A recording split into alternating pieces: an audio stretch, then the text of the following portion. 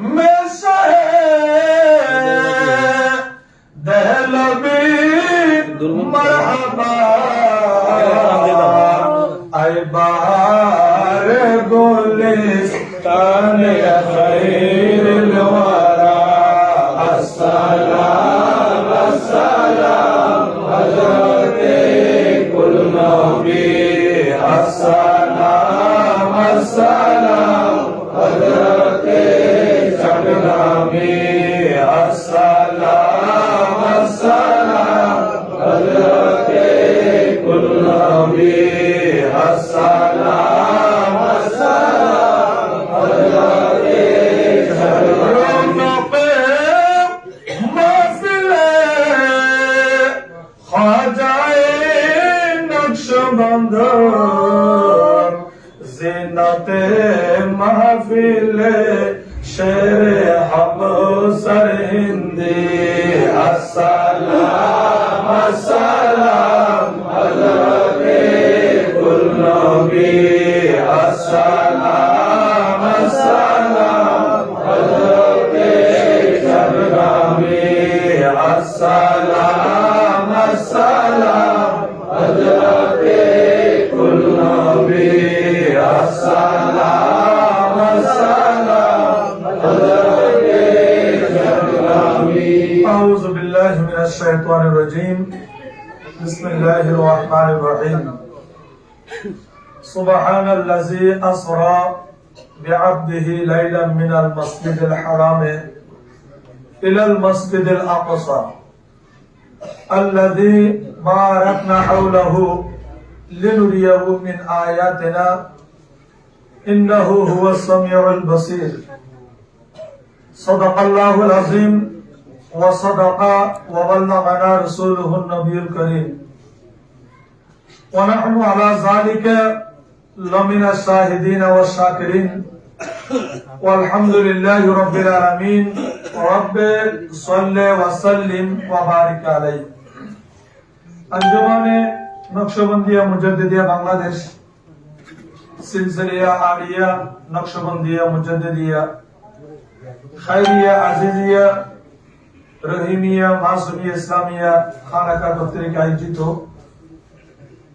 इमाम अल अंबिया फखर मौजूदा सैयारा फलाह ताजदार मदीना सुरूर क़ल्ब सीना नबी मोहम्मद रसूलुल्लाह सल्लल्लाहु ताला अलैहि वसल्लम এর পবিত্র মেরাজ শরীফ উপলক্ষে আয়োজিত নূরানী ঈমানে মাহফিলের সদরে মুকাররম आलम बरदार हकीकत मारिफत शेखुल अरब वल अजम सैयदुना सनदुना मावाना मौजाना अल्लामा सब्बी हुजूर मुबारक मद्दाजिल्लुल आली अदम अल्लाहु फुयूज़हु अलैना व अला साइरिल उम्मा इला यौमित तनाद उपस्थित मेहमान आला फजीलतुल शेख शाहजादा अल्लामा काजी सैयद ताहसीन अहमद नक्शबंदी मुजद्दिदी मद्दाजिल्लुल आली उपस्थित मुक्तदर मुश्तहर मोहतमद मुस्तरद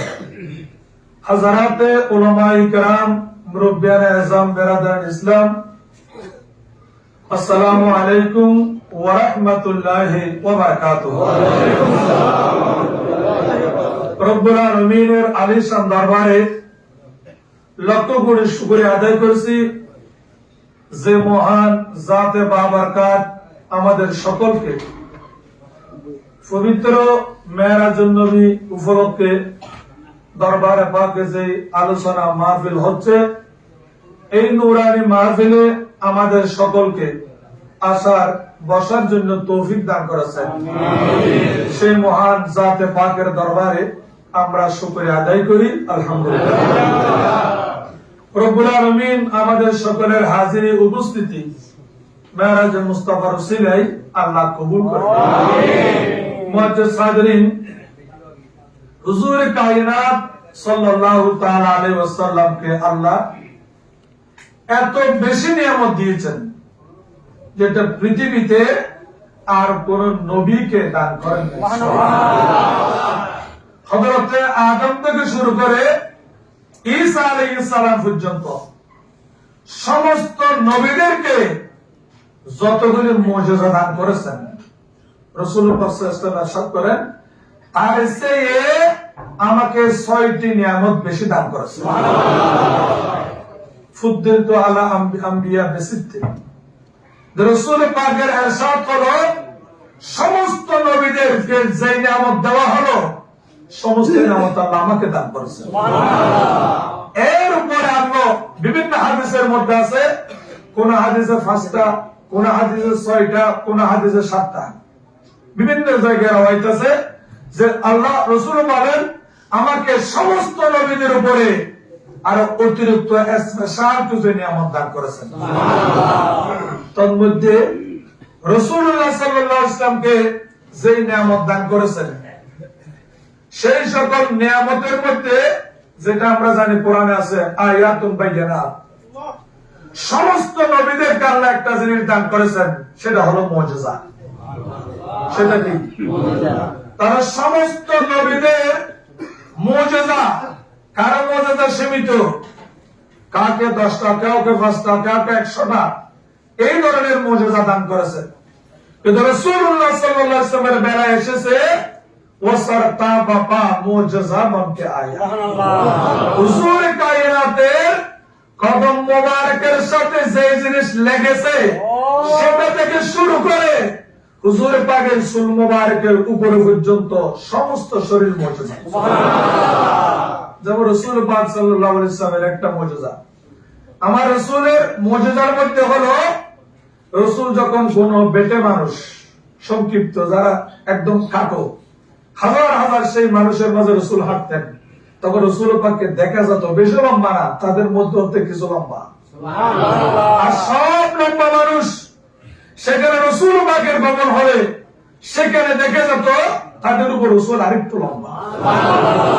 মানে রাসূলুল্লাহ সাল্লাল্লাহু আলাইহি ওয়াসাল্লামকে এত বেশি নিয়ামত দান করেছেন যে হুজুরে কায়নাতের সমস্ত শরীর, প্রত্যেকটা অঙ্গ মুজিজা। শুধু তাই নয়, হুজুর পাকের মুজিজা যদি আমরা সমস্ত নবীদের মুজিজা, এটা গণনা আছে, কিন্তু রাসূল পাকের মুজিজার কোনো গণনা নাই। রাসূল পাক সাল্লাল্লাহু আলাইহি ওয়াসাল্লামের হাতে হাত মুবারক মুজিজা, আঙ্গুল মুবারক মুজিজা, রাসূল পাকের হাতা মুজিজা, স্পর্শ মুজিজা, নবীর হাত মুবারক টানা সেটা মুজিজা। এমন কি যে জিনিস মানুষের পায়খানা প্রস্তাব, যেগুলো আমরা ফেলে দিই, যেগুলি করার কারণে আমরা পবিত্রতা অর্জন করি, হুজুর কায়নাত সাল্লাল্লাহু আলাইহি ওয়াসাল্লামের পায়খানা প্রস্তাব মুবারক, এগুলিও মুজিজা।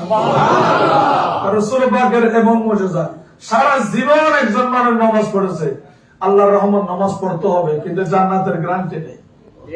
কিন্তু হুজুর কায়নাতের প্রস্তাব মুবারক যারা ভুলে হোক শুদ্ধ হোক পান করে ফেলেছে, তাদের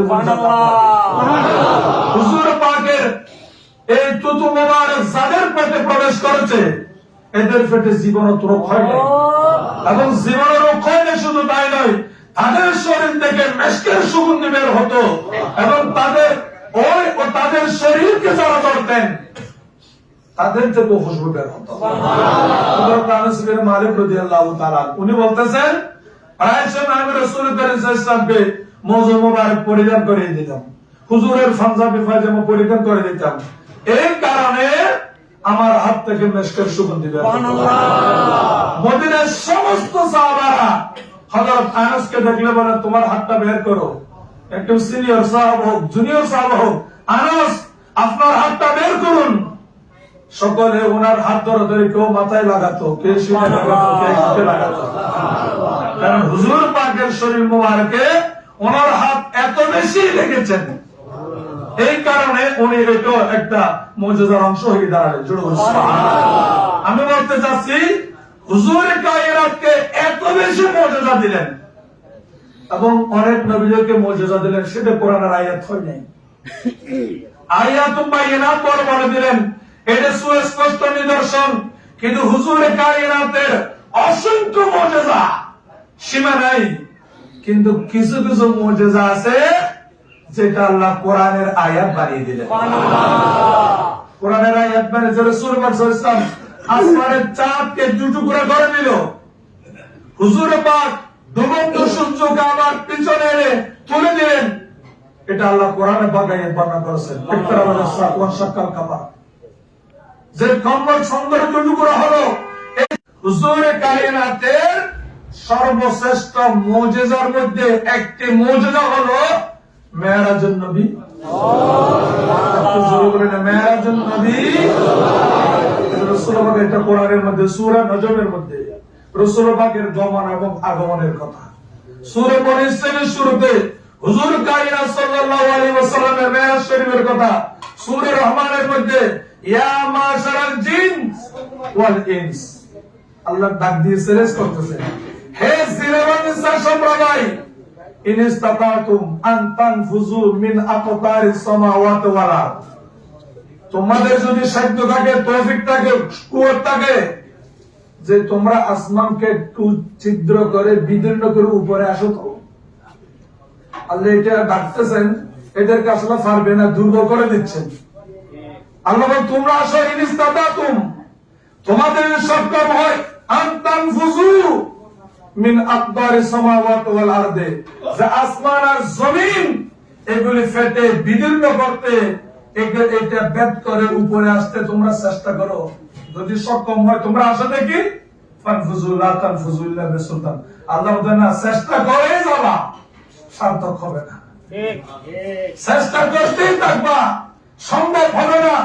কিন্তু আল্লাহ বলে হ্যাঁ, ইল্লা বিসুলতান, এই আসমানকে, এই জমিনকে বিদীর্ণ করার, ফেটে ছিদ্র করে অতিক্রম করার ক্ষমতা পৃথিবীর জমিনে আমি কাউকে দিই নাই, একজন জাতে পাককে দিয়েছি, তার নাম আল্লাহ কোরআনে বলে ইল্লা বিসুলতান, যিনি পারবেন তার নাম হলো সুলতান, সুলতানে দু আলম নবী মুহাম্মদ রাসূলুল্লাহ। তাহলে এই আসমান, আমি এটা বলতে যাচ্ছি, সমস্ত নবীদের মর্যাদা দিয়েছেন, কিন্তু রাসূল পাকের মর্যাদা এত পাওয়ারফুল। যেমন আমি আপনাদের কোন সময় বলেছি যে প্রথম আসমান, দ্বিতীয়, সপ্তম আসমান রয়েছে, এক একটা আসমানকে এক একটা ধাতু দ্বারা আল্লাহ তৈরি করেছেন। সুবহানাল্লাহ। কোন কোন আসমান লোহার তৈরি, কোন কোন আসমান জলমুদ পাথরের তৈরি, কোন কোন আসমান হলো ইয়াকুত পাথরের তৈরি। এইভাবে এক এক আসমানকে এক এক রকমের বিভিন্ন জিনিস ধাতু দ্বারা, পদার্থ দ্বারা একটু তৈরি করেছেন। অনেক বড়ত্ব। সাহাবায়ে কেরাম রাসূল পাকের কাছে জানতে চাইলেন, ইয়া রাসূলুল্লাহ, যে প্রথম আসমানের বড়ত্ব কতটুকু, এটা কত বড়? তো রাসূলুল্লাহ সাল্লাল্লাহু আলাইহি ওয়াসাল্লাম বলেন, এটা 500 বছরের রাস্তা। সুবহানাল্লাহ। 500 বছরের, এখানে 500 বছরের রাস্তা। আসলে 500 বছর আমরা তুমি 500 বছর বাঁচবো? আসলে 500 বছর তো গাড়িও দৌড়ে, বিমানও দৌড়ে, এখানে প্রাণীও দৌড়ে, এখানে কার সাথে সম্পর্ক? যেহেতু রাসূল করিম সাল্লাল্লাহু আলাইহি ওয়াসাল্লামের জ্ঞান বিজ্ঞানের সীমানা এত উপরে, যেটা আমাদের জ্ঞানে নাই, জ্ঞানে নাই, সেটা রাসূল পাকের ইলমে আছে। সুবহানাল্লাহ। যে হুজুর পাক সাল্লাল্লাহু আলাইহি ওয়াসাল্লাম 500 বছর, তাহলে 500 বছর বলতে একটা কি বোঝানো হলো? যে মুহাদ্দিসে কেরাম এবং হাদিসের মধ্যে রাসূলুল্লাহ সাল্লাল্লাহু আলাইহি ওয়াসাল্লাম যদি কোন প্রাণী, কোন কেউ দৌড়তেন, তবে রাসূলুল্লাহ সাল্লাল্লাহু আলাইহি ওয়াসাল্লাম তাদের দৌড়কে, দৌড়াদৌড়িকে রাসূলুল্লাহ ঘোড়ার সাথে তুলনা করতেন। সুবহানাল্লাহ। কার সাথে? ঘোড়ার সাথে। কেন? এখন আমাদের দেশে যে মেশিন তৈরি করা হয়, আমি সেটা খেয়াল করে দেখি, অনেক জায়গায় বলে ঘোড়া, এত ঘোড়া। আসলে একটা ঘোড়া আছে, বাঘের সাথে দিলে তো আরো ভালো হতো, বাঘের স্পিড আরো বেশি, সীতাবাঘের গতি আরো বেশি, হরিণের গতি তো কম না, বাঘের চেয়ে খাত বেশি। কিন্তু রাসূলুল্লাহ সাল্লাল্লাহু আলাইহি ওয়াসাল্লাম সেই সময় তুলনা দিতেন ঘোড়ার সাথে। আর রহস্যটা কি? প্রাণী বিজ্ঞানীরা এটা গবেষণা করে দেখেছেন, বাঘ যদি 1 ঘন্টা দৌড়ে এরপরে নিস্তেজ হয়ে যায়, হরিণ কিছুক্ষণ দৌড়ের পরে নিস্তেজ হয়ে যায়, সীতাবাঘ কিছুক্ষণ দৌড়ের পরে অলস হয়ে যায়। একটা প্রাণীর 24 ঘন্টা অনবরত দৌড়তে পারে, সেই প্রাণীর নাম হলো ঘোড়া। সেটা রাসূলুল্লাহ সাল্লাল্লাহু আলাইহি ওয়াসাল্লামের ইরশাদ হলো, এখানে 500 বছরের রাস্তা বলতে একটা ঘোড়া অনবরত 500 বছর দৌড়ের পরে যত রাস্তা অতিক্রম করতে পারবে, একটা আসমানের ঘনত্ব হলো তত। আর একটু জোর বলি। আরে দেখেন, তাহলে প্রথম আসমানের যদি অবস্থা, দ্বিতীয় সেই, তৃতীয় সেই, আর একটা এক এক ধরনের ধাতু দিয়ে তৈরি, শক্ত জিনিস দিয়ে তৈরি। এখন খেয়াল করেন, হুজুর করিম সাল্লাল্লাহু আলাইহি ইসলামকে আল্লাহ কত পাওয়ার দান করেছেন, কত শক্তি দান করেছেন।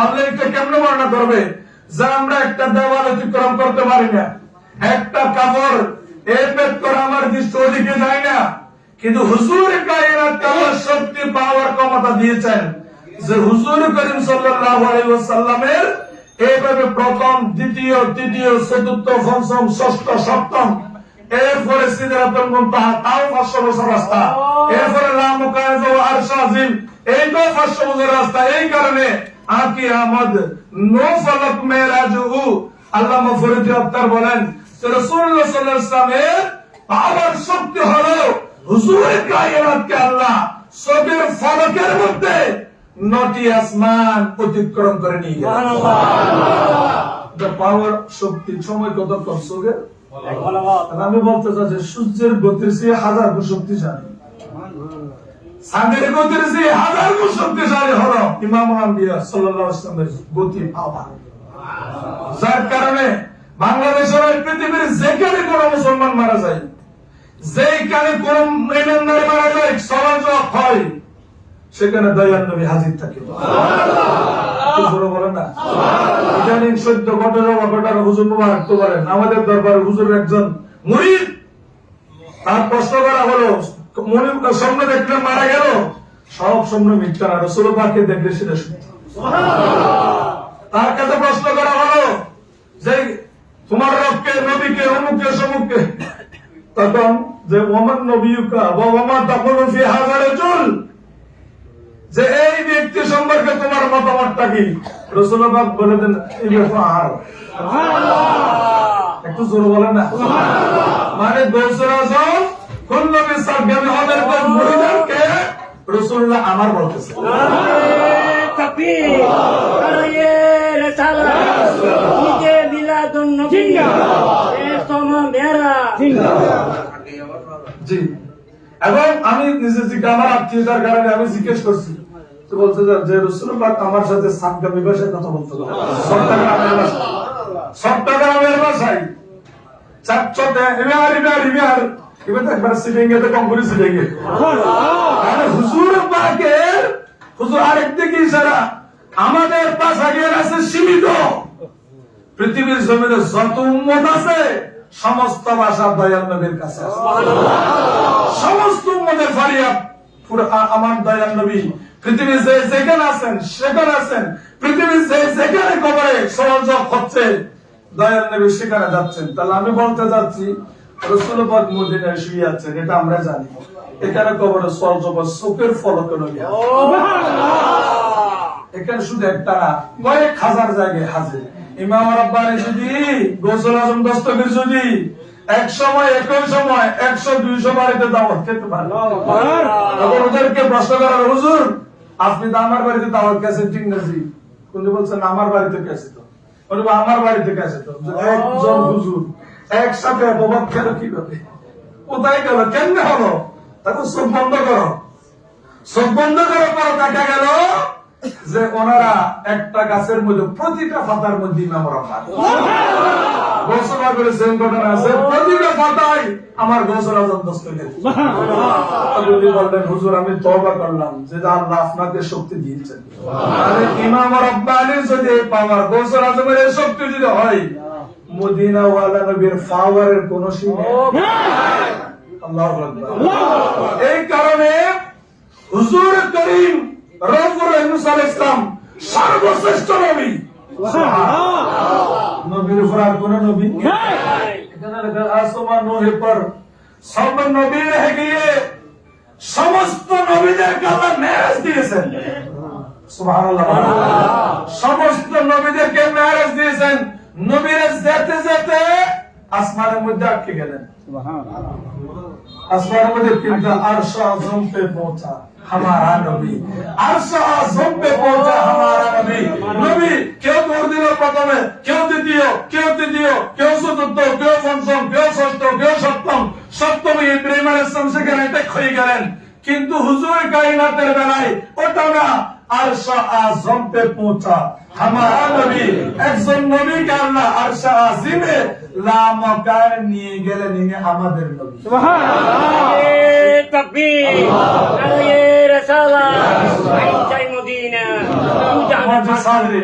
সাথে সাথে হুজুর কায়নাত সাল্লাল্লাহু প্রত্যেক নবীদেরকে মেরাজ করালেন তবে জীবন একবারে সে বেশি কভার হতে নেই সুবহানাল্লাহ প্রত্যেক নবীদেরকে আল্লাহ কি দিয়েছেন তবে জীবনে কয়বার একবার বেশি নেই এটা তো মেরাজ আল্লাহ দিনের নিয়ামতের কোনো সীমা নাই আমি একটু উদাহরণ হিসেবে বলতেছি তাহলে হুজুর করিম সাল্লাল্লাহু আলাইহি ওয়াসাল্লামকে আল্লাহ মেরাজ করালেন 34 বার সুবহানাল্লাহ কয়বার 33 বার হলো স্বপ্ন যুগে সুবহানাল্লাহ 33 বার আর একবার হলো সশরীরে এখানে স্বপ্নটা আমরা সশরীরে হুজুর কায়নাতে একবার মেরাজ হলো সশরীরে আমি বলতে চাই যে কিভাবে আল্লাহ সেটা বলতে সুবহান আল্লাযী আসরা সুবহান শব্দের অর্থ হলো আল্লাহ সমস্ত দোষ থেকে পাক বলেন না সমস্ত দোষ থেকে কথার বেজাল থেকে বলেন না আসরের সবকিছু বেজাল থেকে আল্লাহ পাক সেটা আল্লাহর কত পাক সেজন্য পৃথিবীর অন্য কোনো কারো কথাকে কালামে পাক বলা হয় নাই রসুল আল্লাহর কালামকে কোরআনকে কালামে পাক বলা হয় এটার আরো অনেক পজিশন আছে আমি সেদিকে যাচ্ছি না হুজুর কায়নাত সাল্লাল্লাহু তাআলা আলাইহি ওয়াসাল্লামের এই মুজিজাকে আল্লাহ কোরআনের আয়াত বানিয়ে বলেন সুবহান এই পৃথিবী আমার সৃষ্টি সমগ্র মানব দানব 18,000 মৌলকাত তোমরা আশ্চর্য সহকারে পবিত্রতার বাণী পবিত্র আল্লাহর বাণী শুনে নাও যে তিনি আল্লাহ পবিত্র যিনি রাতের বেলায় ভ্রমণ করালেন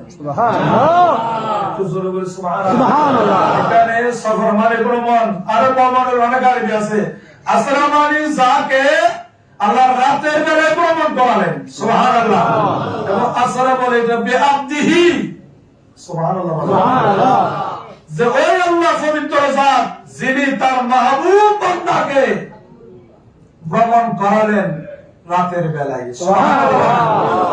লাইলাম মিনাল মসজিদুল হারামে এটা একটা ফর্মুলা বলতেছেন আমি রাতের কিছু অংশের মধ্যে মসজিদ হারাম থেকে মসজিদ আকসা পর্যন্ত নিয়ে গেলাম মানে জোরে বলি সুবহানাল্লাহ তাহলে এখানে হুজুর মুবারক আমাকে আগে বলে দিলেন যে একটা জমি আর খোলাসা করো তাহলে এটা খোলাসা কেন করতে হয় যেহেতু আধুনিক বিশ্বের মধ্যে এমন পর্যন্ত জ্ঞানী আছেন যারা মেরাজুন নবীকে মানে না একটু জোরে বলেন মেরাজুন নবীর কথাকে আমরা বলেছি না আল্লাহ বলেছেন আল্লাহর কথা যারা মানে না বলেন না সেদিন হুজুর মুবারক আমাকে আগে বলে দিলেন এটা বারবার তাকিদ করবা এই কারণে যে সুবহানাল্লাযী আসরা আল্লাহ পাক পবিত্র যিনি ভ্রমণ করালেন বিআবদিহি তার বান্দাকে বলেন না তার বান্দাকে এখানে অনেক শব্দের কত সুন্দর আল্লাহ পাকের একটা সুন্দর সাজানো আছে ভাষার মধ্যে যে এখানে বেরাসূলহি বলে নাই তো রাসূল শব্দের অর্থ হলো বেজনা যাকে উপর থেকে নিচে দয়া করে পাঠানো হয় তার নাম হলো রাসূল সুবহানাল্লাহ আর সালামানি পাঠানো তাহলে সেই জন্য এখানে রাসূল বলবে রাসূলই বলে নাই আর এখানে বেনবীহি বলে নাই কেন নবী শব্দের অর্থ হলো গায়েবের সমস্ত বিষয় যিনি সংবাদ দেন রাসূল পাকের এত আলকাবে মুবারাকা থাকার পরও কোন আলকাবে কে উচ্চারণ করেন আল্লাহ এখানে একটা লকব দিলেন বিআবদিহি সুবহানাল্লাহ বলেন সুবহানাল্লাহ এখানে আল্লাহর কত মানুষের করতে পারে আল্লাহ একটা মিটার লাগিয়ে দিলেন সুবহানাল্লাহ আল্লাহ একটা মিটার লাগিয়ে দিলেন যে আমার মাহবুবের ভক্ত কারা মাহবুবের দুশমন কারা সুবহানাল্লাহ এখানে মুফাসসিরগণ বলতেছে আব্দুল কেন বললেন যেটা আব্দ বলার একটা কারণ হলো আব্দ বলা হয় ওই জাতকে শরীর এবং রূহের সমন্বয়ে জাত যিনি আছেন তার নাম হলো আব্দ সুবহানাল্লাহ তার নাম কি তাহলে এই শব্দ দ্বারা বোঝা যাচ্ছে যে হুজুর কায়নাতকে আল্লাহ মেরাজ করানোর স্বপ্ন যুগ নয়, শ্বশুরিনী।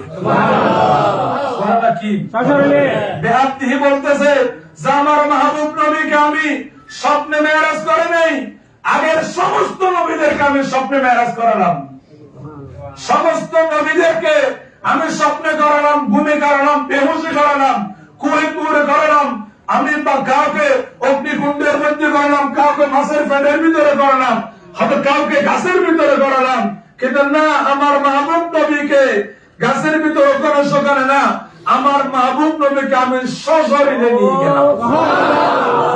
আব্দুল মানি আমি সাইর করালাম।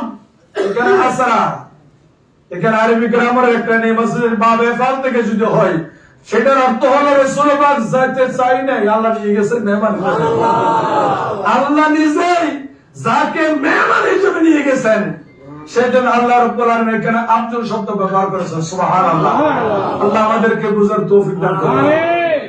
আর হযরত মুফাসসিরিন আরো বলেন যে আব্দুন বলা হয় যে যিনি আল্লাহ রাব্বুল আলামিনের ইবাদত করতে করতে চরম উন্নত পর্যায়ে পৌঁছে গেছেন। এখানে সুলতান বাইজি বুস্তামের কথা আছে, সুলতান বাইজি বুস্তামের আলফাজ মুবারক আছে, হযরতে উমর ফারুকের ওনার বাণী আছে যে কবরের মলকিন নবী কষ্ট হলো মারবে পোকা, ওরা তো জবাব দেয়। রূহ আর জিসিম একসাথে যাওয়া, জি জি জি রূহ আর জিসিম জি একসাথে, জি। ওটাকে বলা হয় আমি বলতে চাচ্ছি যে হযরতে বাইজি বুস্তামি রাদিয়াল্লাহু তাআলা ওমর ফারুক দুইজনকে প্রশ্ন করা হলো কবরে মর রব্বুকা, আপনার রবকে, আপনার নবীকে। এরা বলেন রবের কাছে জিজ্ঞেস করো, যদি উনি আমি যদি সারা জীবন পর আল্লাহ আমার রব বলে, আল্লাহ যদি আমাকে রব হিসেবে, আল্লাহ যদি আমাকে বন্ধা হিসেবে স্বীকার না করে, তাহলে আল্লাহ বন্ধা হিসেবে স্বীকার করা এটা হলো সর্বশ্রেষ্ঠ নিয়ামত। এখানে সুবহানাল্লাযী আসরা বিআবদিহি, এখানে আল্লাহ নিজে বলতেছেন যে পৃথিবীর জমিনে অথবা সমস্ত সৃষ্টিতে আমার ইবাদত অনেকেই করেছে, আমার ইবাদত অনেকেই করেছে, কিন্তু আমি আবদিয়তের খাস মাকাম, স্পেশাল মাকাম আমি হুজুরে কায়নাত ছাড়া কাউকে দিই। তাহলে এখানে আব্দুল মানি আবদিহি বলতে আল্লাহ, আল্লাহ বলতে আমার বান্দা, পৃথিবীতে আর কাউকে আল্লাহ আমার বান্দা তো বলেন সুবহানাল্লাহ বলে না, তার বান্দা আল্লাহ নিজে, তার বান্দা মানে আমার বান্দা। পৃথিবীতে খাস করে কাউকে আমার বান্দা বলা হয় নাই, রাসূলুল্লাহকে বলা আমার বান্দা। তাহলে আল্লাহ যাকে আমার বান্দা হিসাবে আল্লাহর জবানে স্বীকৃতি দেন, উনি হলেন আমাদের নবী। তাহলে এখানে দেখেন এই আবদিহির কত বিশাল ফজিলত। এখানে আবদিহির আরেকটা ফজিলত তো এখানে উসুলের ভাষা আছে, আব্দ অনেক প্রকার আছে। একটা আব্দের নাম হলো আব্দে মাযুন। আব্দে মাযুন, আব্দে মাযুন বলা হয় ওই বান্দা যাকে উনি আমার কুদরতের খজিনা থেকে যা কিছু নেওয়ার ইজাজত অগ্রিম দিয়ে দিলেন। মাযুন মানে যাকে আগে অনুমতি দিয়ে দিলেন, এটাকে আব্দে মাযুন বলা হয়। ইজিন, অনুমতি। তাহলে এখানে রাসূলুল্লাহ সাল্লাল্লাহু আলাইহি ওয়াসাল্লামকে এমন একটা শক্তি দিয়ে দুনিয়াতে পাঠালেন যে রাসূল বিআবদিহি বলতে গেলে বলেন যে আমি অনেক বান্দা আছে, সবচেয়ে সেরা বান্দা হলো আব্দে মাযুন। এখানে আব্দে মাযুন সমস্ত নবীদেরকে বলার পরেও আল্লাহ নিজের দিকে একটা স্পেশাল শব্দ দিয়ে, এজাজত দিয়ে যে এটা আমার, এটা আর কাউকে বলে নাই, সেটা বলেছেন আমার দয়াল নবী। তাহলে হুজুর করিম সাল্লাল্লাহু আলাইহি ওয়াসাল্লামের আবদিয়তের মাকাম এত উপরে গেল, ওই মাকামে পৃথিবীতে আর কেউ যেতে পারে না। আর কেউ যেতে মেরাজ নবী সাল্লাল্লাহু আলাইহি ওয়াসাল্লাম কেন করালেন? অনেক কারণে করালেন, যে তুমি আবদিয়তের এত বেশি মাকাম তাই করেছেন, আবদিয়তের এত বেশি মাকাম তাই করেছেন। আরেকটা বিষয় হলো, নবুসলামের একটা বিষয় হলো আব্দ, ওনাকে বলা হয় যিনি নিচে থেকে উপরে যায়। রাসূলুল্লাহকে আল্লাহ নিচে থেকে উপরে নিয়ে গেলেন, যেটা নূহ সরফের কায়দায় বুঝে যাচ্ছে যে রাসূলুল্লাহকে আল্লাহ জমিন থেকে আসমানে নিয়ে গেলেন, এটা আব্দ বলেছেন। তাহলে যাই হোক, আমি বলতে চাচ্ছি হুজুরে কায়নাত সাল্লাল্লাহু আলাইহি ওয়াসাল্লামের মেরাজ হলো এটা স্বপ্ন যুগ নয়, কাল্পনিক নয়, এটা একটু জোরে বলেন, এটা কি সশরীরে আল্লাহ আমাদেরকে বুঝার তৌফিক দান করুন। এই কারণে কোরআনে কারীমের বিভিন্ন জায়গায় এটা হুজুর পাক সাল্লাল্লাহু আলাইহি ওয়াসাল্লামের মেরাজের কথা আল্লাহ এইভাবে বর্ণনা করলেন যে বনি ইসরাঈল এইভাবে বিআবদিহি লাইলাম মিনাল মসজিদিল হারাম ইলাল মসজিদিল আকসা, যে আমার মাহবুব নবীকে, আমার বান্দাকে আমি আল্লাহ নিয়ে গেলাম কোনখান থেকে কোনখানে, এখান থেকে ওখানে। সুবহানাল্লাহ বলেন, আরেকটু জোরে বলে সুবহানাল্লাহ। আর এখানে অনেক কথা আছে। হুজুর করিম সাল্লাল্লাহু আলাইহি ওয়াসাল্লাম আগেও বলেছেন আমি মেরাজে গেলাম। জি, হুজুর করিম সাল্লাল্লাহু আলাইহি ওয়াসাল্লাম অনেকবার বলেছেন আমি মেরাজে গেলাম, কিন্তু আরবের কোন কাফের সেটা প্রতিবাদ করে নাই। কিন্তু যখন এই মেরাজুন নবীর এই নাজিলটা যখন বললেন তখন প্রতিবাদ শুরু হয়ে গেল। এটা কেমনে সম্ভব? তারা আরবের কাফের কি যদি রাসূলুল্লাহ বলতেন যে আমি স্বপ্নে গেলাম, এভাবে যেহেতু কোন আলোচনা সমালোচনা এখানে কোন আবু জাহেলের প্রতিবাদ শুরু হবে না। তারা রাসূলুল্লাহ সাল্লাল্লাহু আলাইহি ওয়াসাল্লাম সশরীরে বলার কারণে আরবের কাফের এটার প্রতিবাদ শুরু করে দিল। কেমনে সম্ভব? অথচ হুজুরে কায়নাত সাল্লাল্লাহু কেমনে সম্ভব সেটা দেখিয়ে দিলেন। আরবের কাফেররা বলতো এখানে বাইতুল মুকদ্দাসে গিয়েছো কে কে আছো? অনেকে দাঁড়ালেন যে আমরা গেলাম। তো তোমরা বলতে পারবো সেখানে কি গিয়েছে, কোন দিকে গিয়ে? জি, এখানে বলেন রাসূলুল্লাহ সাল্লাল্লাহু আলাইহি ওয়াসাল্লাম কখনো কি গিয়েছেন? বলেন আমরা তো দেখি নাই, উনি যাই নাই। তাহলে তোমরা রাসূলুল্লাহকে প্রশ্ন করো যে রাসূল সাল্লাল্লাহু মেরাজ গেলেন, সেটার মেরাজ তোমরা যাও নাই উপরে, কিন্তু এখান থেকে রাসূল তো বাইতুল মুকদ্দাসে গেলেন, সেই কথাটা বলতেছে। এটা অনেক দূরের রাস্তা। এখন তোমরা প্রশ্ন করো। তখন হুজুর কায়নাত সাল্লাল্লাহু আলাইহি ওয়াসাল্লামকে প্রশ্ন করলেন যে বাইতুল মুকদ্দাসের দরজা এটা কোন দিকে, ওইটা কোন দিকে, ওইটা কোন দিকে, ওইদিকে কোন দরজা, ওইদিকে কোন জানালা, সামনে কি আছে, পেছনে কয়টি কাতার আছে, কয়টি জানালা আছে, উত্তর দক্ষিণ কোন দিকে। দেখা গেল বিভিন্ন রওয়ায়াত আছে রাসূল সাল্লাল্লাহু আলাইহি ওয়াসাল্লাম সবগুলি বলে দিলেন, সবগুলি বলে দিলেন। এখানে সেখানে মুফাসসিরুনে কেউ বলছেন আল্লাহ সশরীরে বাইতুল মুকদ্দাস সামনে এনে দিলেন, আর কেউ বলতেন রাসূলুল্লাহ পাককে সেটা অগ্রিম থেকে উতুতুল আউয়ালিন ওয়াল আখিরিন, সমস্ত কিছুর আলম আল্লাহ রাসূলুল্লাহকে অগ্রিম দান করেছেন। অগ্রিম আর মুআল্লাম আল আসমাউল কুল্লাহ হুজুর মুবারক যেটা প্রায় ওয়াজ বলেন হাত্তাল ফুসাইয়া ওয়াল ফুসাই ওয়াল ফুয়াইসাতা, যে হুজুর করিম সাল্লাল্লাহু আলাইহি ওয়াসাল্লাম সমস্ত নবীদেরকে আল্লাহ পৃথিবীর জমিনে যত কিছু আবিষ্কার হচ্ছে, হবে যা কিছু হচ্ছে, এমনকি বাতাস বের হয় শরীর থেকে, এটা ছোট বড় যে আওয়াজ হয় সেটা পর্যন্ত আল্লাহ নবীদের এলাকাতে দান করেছে। এটা ওয়াল্লাহ আল আসমাউল্লাহ, এটা তাফসীর আসমাউল্লাহ তাফসীরের মধ্যে আছে। তার আমি বলতে যাচ্ছি যেটা সমস্ত নবীদের কাছে যে এলম, সমস্ত এলম আল্লাহ রাসূলুল্লাহকে দান করেছেন। আবার এর চেয়ে আরো বেশি জোরে বলেন না, তার মর্যাদার ক্ষেত্রে সেভাবে, সব ক্ষেত্রে সেভাবে। আর মেরাজের ক্ষেত্রে হুজুর কায়নাত সাল্লাল্লাহু আলাইহি ওয়াসাল্লামকে সমস্ত নবীদের যে মেরাজ দিলেন তার 33 জন পাওয়ার বেশি আল্লাহ রাসূলুল্লাহকে দান করেছেন। সেই জন্য রাসূলুল্লাহকে 33 বা 34 বার রাসূলুল্লাহকে আল্লাহ মেরাজ করালেন। এটা সশরীরে, জোরে বলি সুবহানাল্লাহ। এটা স্বপ্ন যুগে নয়। এখন কেউ বলতেছে না কেমনে সম্ভব? একটা বস্তুকে যদি উপর দিকে নিক্ষেপ করা হয় সেটা তো নিচে চলে আসবে। হ্যাঁ, এটা নিচে চলে আসবে 100% গ্রান্টে। হ্যাঁ, যদি শরীর মুবারকটা নূরের হয় তাহলে সেটা নিচে আসবে তো না, সেটা উপরে যাবে। আনা সাইয়্যিদুল আকওয়ান ওয়াল কাউনি ইয়াতুফুন, হাদিসে কুদসি রাসূলুল্লাহ সাল্লাল্লাহু আলাইহি ওয়াসাল্লাম বলেন যে আনা সাইয়্যিদুল আকওয়ান, সমগ্র সৃষ্টির মূল কেন্দ্র আমি। ওয়াল কাউনু ইয়াতুফুনি, ওয়াল কাউনু ইয়াতুফুনি, এখানে আসমানের মধ্যে যত গ্রহ তারা নক্ষত্র আছে, এটা আল্লাহ কোরআনে বলে ওয়াকুল্লুন ফি ফালাকি ইয়াসবাহুন, প্রত্যেকে আপন আপন কক্ষপথে ঘুরে। সুবহানাল্লাহ বলেন। সেই জন্য বাংলাদেশে মাঝে মধ্যে হয় আজকে এইটার মুখোমুখি হচ্ছে, একটা ঘটনা ঘটে যাবে, আসলে ঘটবে না। কোরআন আগে বলে দিয়েছেন ওয়াকুল্লুন ফি ফালাকি, আল্লাহ বলতেছেন না কক্ষপথে এটা মুখোমুখি হবে না, সেটা নিয়ন্ত্রণকারী আমি আল্লাহ। সেই জন্য মাঝে মধ্যে সেই হচ্ছে আমাদের বিজ্ঞানের মধ্যে এই মেজাল সেই মেজাল। আল্লাহর কোরআনে একটা আয়াত বলে যে ওয়াকুল্লুন ফি ফালাকি ইয়াসবাহুন, আমি আল্লাহ তাদের আপন আপন কক্ষপথ রেখেছি, আপন আপন কক্ষপথ রেখেছি। ওদের কক্ষপথ ওরা পরিভ্রমণ করবে, সেটা ধাক্কা লাগবে না, কাবে না। সুবহানাল্লাহ। আর রাসূল বলেন আনা সাইয়্যিদুল আকওয়ান, পৃথিবীতে যত কৌন আছে, সৃষ্টি আছে, জগৎ আছে, সমস্ত সৃষ্টির মূল হলাম আমি, অথবা সর্দার হলাম আমি, অথবা সমস্ত সৃষ্টির সবকিছু আমার সামনে। ওয়াল কাউনি ইয়াতুফুনি, এখানে আসমানের সূর্য আছে, সূর্যকে কেন্দ্র করে অনেক কিছু এখানে ঘুরে প্রদক্ষিণ করে তওয়াফ করে। রাসূলুল্লাহ বলে করে সেটা আপন আপন করে করতে থাকো, তবে আমি রাসূলুল্লাহ বলে দিলাম ওয়াল কাউনি ইয়াতুফুনি, সমস্ত জগৎ আমি রাসূলুল্লাহকে তওয়াফ করি। একটু জোরে বলে সুবহানাল্লাহ। সেই জন্য আপনারা মদিনা অনেকে গেছেন, এক একজনের দৃষ্টি এক এক রকম। আমি রাতের বেলায় যখন দেখি, যখন মদিনার তারা খুব নিচে দেখি, আমার খুব আশ্চর্য লাগে। আমি মদিনা রাতের বেলায় মদিনায় উঠে বসে থাকি, আমার ভালো লাগে। কেন?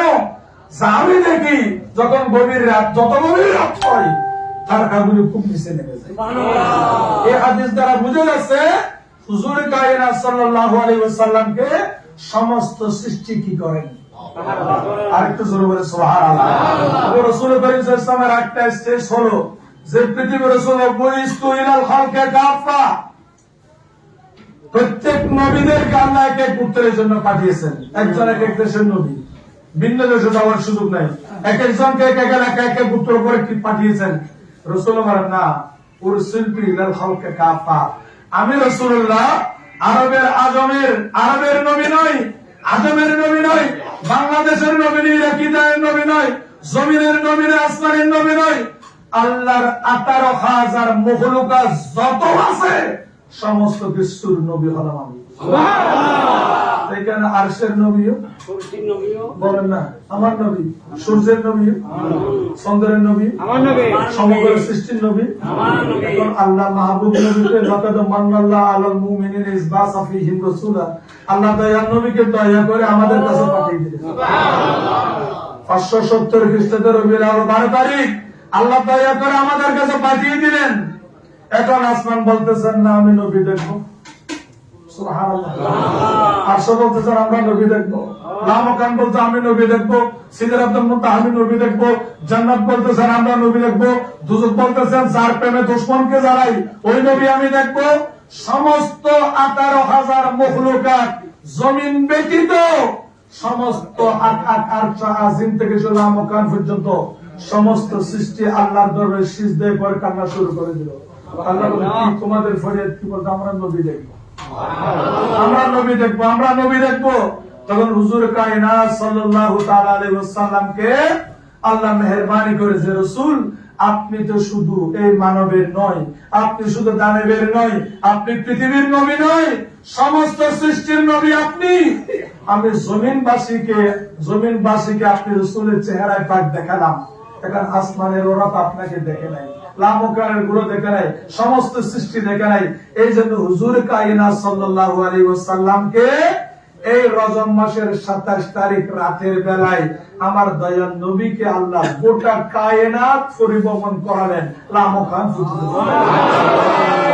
তাকবীর, নারে রিসালাত, আইনচাই মদিনা, ইয়া আল্লাহর নবী। হুজুর কায়নাত সাল্লাল্লাহু তাআলা আলাইহি ওয়াসাল্লামকে এই রজব চাঁদের 27 তারিখ হুজুর কায়নাত সাল্লাল্লাহু আলাইহি ওয়াসাল্লাম এশারের নামাজ আদায় করার পরে হুজুর করিম সাল্লাল্লাহু আলাইহি ওয়াসাল্লামের শাস্ত্রগুণ মওলা আলী শের খুদার বোন, মওলা আলী শের খুদার বোন, সুবহানাল্লাহ বলেন। হুজুর পাক তাকে অত্যন্ত স্নেহ করতেন, এই কারণে যেহেতু হযরত আলী রাদিয়াল্লাহু তাআলা আনহুর মায়ের নাম হলো ফাতেমা বিনতে আসাদ। ফাতেমা বিনতে আসাদ রাসূল পাক সাল্লাল্লাহু আলাইহি ওয়াসাল্লাম হযরত আলীর মাকে এত বেশি শ্রদ্ধা করতেন, এই কারণে হযরত আলীর মা যেদিন ইন্তেকাল করেন আমার নবী খুব বেশি কাঁদেছেন। এবং এই কারণে কাঁদেছেন, জিজ্ঞেস করা হয় ইয়া রাসূলুল্লাহ আপনি এত বেশি কান্নাকাটি কেন করেন, এত বেশি কান্নাকাটি কেন করেন? হুজুর পাক বললেন যখন আমার মাও হারালাম, বাবাও হারালাম, সবাই হারালাম, সাজা হারালাম, আমি একা। তখন রাতের বেলা অনেক সময় আমি খাবার না খেয়ে ঘুমাতাম, কিন্তু একজন মেয়ে আমার ঘরে গিয়ে খাবার খাওয়াতো, উনি হলেন হযরত আলীর মা, উনি হলো ফাতেমা বিনতে আসাদ। রাসূল আরেকবার বলেন আমি কনকনে শীতে আরবে যখন ঠান্ডা প্রখর বাতাস, আমার হাত পা জমে যাচ্ছে, আমার কাপড় যত ছিল আমি যদি উপরের দিকে আমি একটু প্রলেপ দিই, ফাইয়ের ঠান্ডা লেগে যায়, ফাইয়ের দিকে দিলে মাথা ঠান্ডা হয়ে যায়। সেই সময় কেউ আমার কাছে আসে নাই। একজন মেয়ে দূর আসলে যে মোহাম্মদ কেমন আসো, তখন আমি গিয়ে কাঁদতেছি। তখন উনি বললেন, ওনার শাড়ি অর্ধেক ছিঁড়ে আমার গায়ে জড়িয়ে দিলেন। ওনার নাম ফাতেমা বিনতে আসাদ ইন্তেকালে এসে বললেন, বাবা মোহাম্মদ আমি চলে যাব, বাবা আমার ছেলে মেয়েদেরকে তুমি একটু দেখিও। আমি আলীকে পেয়েছি তোমারও ছিলেন। রাসূলুল্লাহ সব সুন্দর ছিলেন।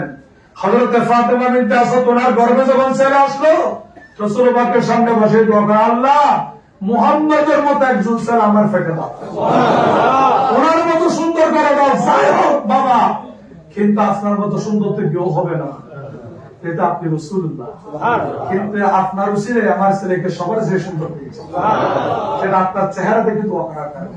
তারা ফাতেমা বিনতে আসাদ যখন ইন্তেকাল, রাসূলুল্লাহ কেঁদেছেন।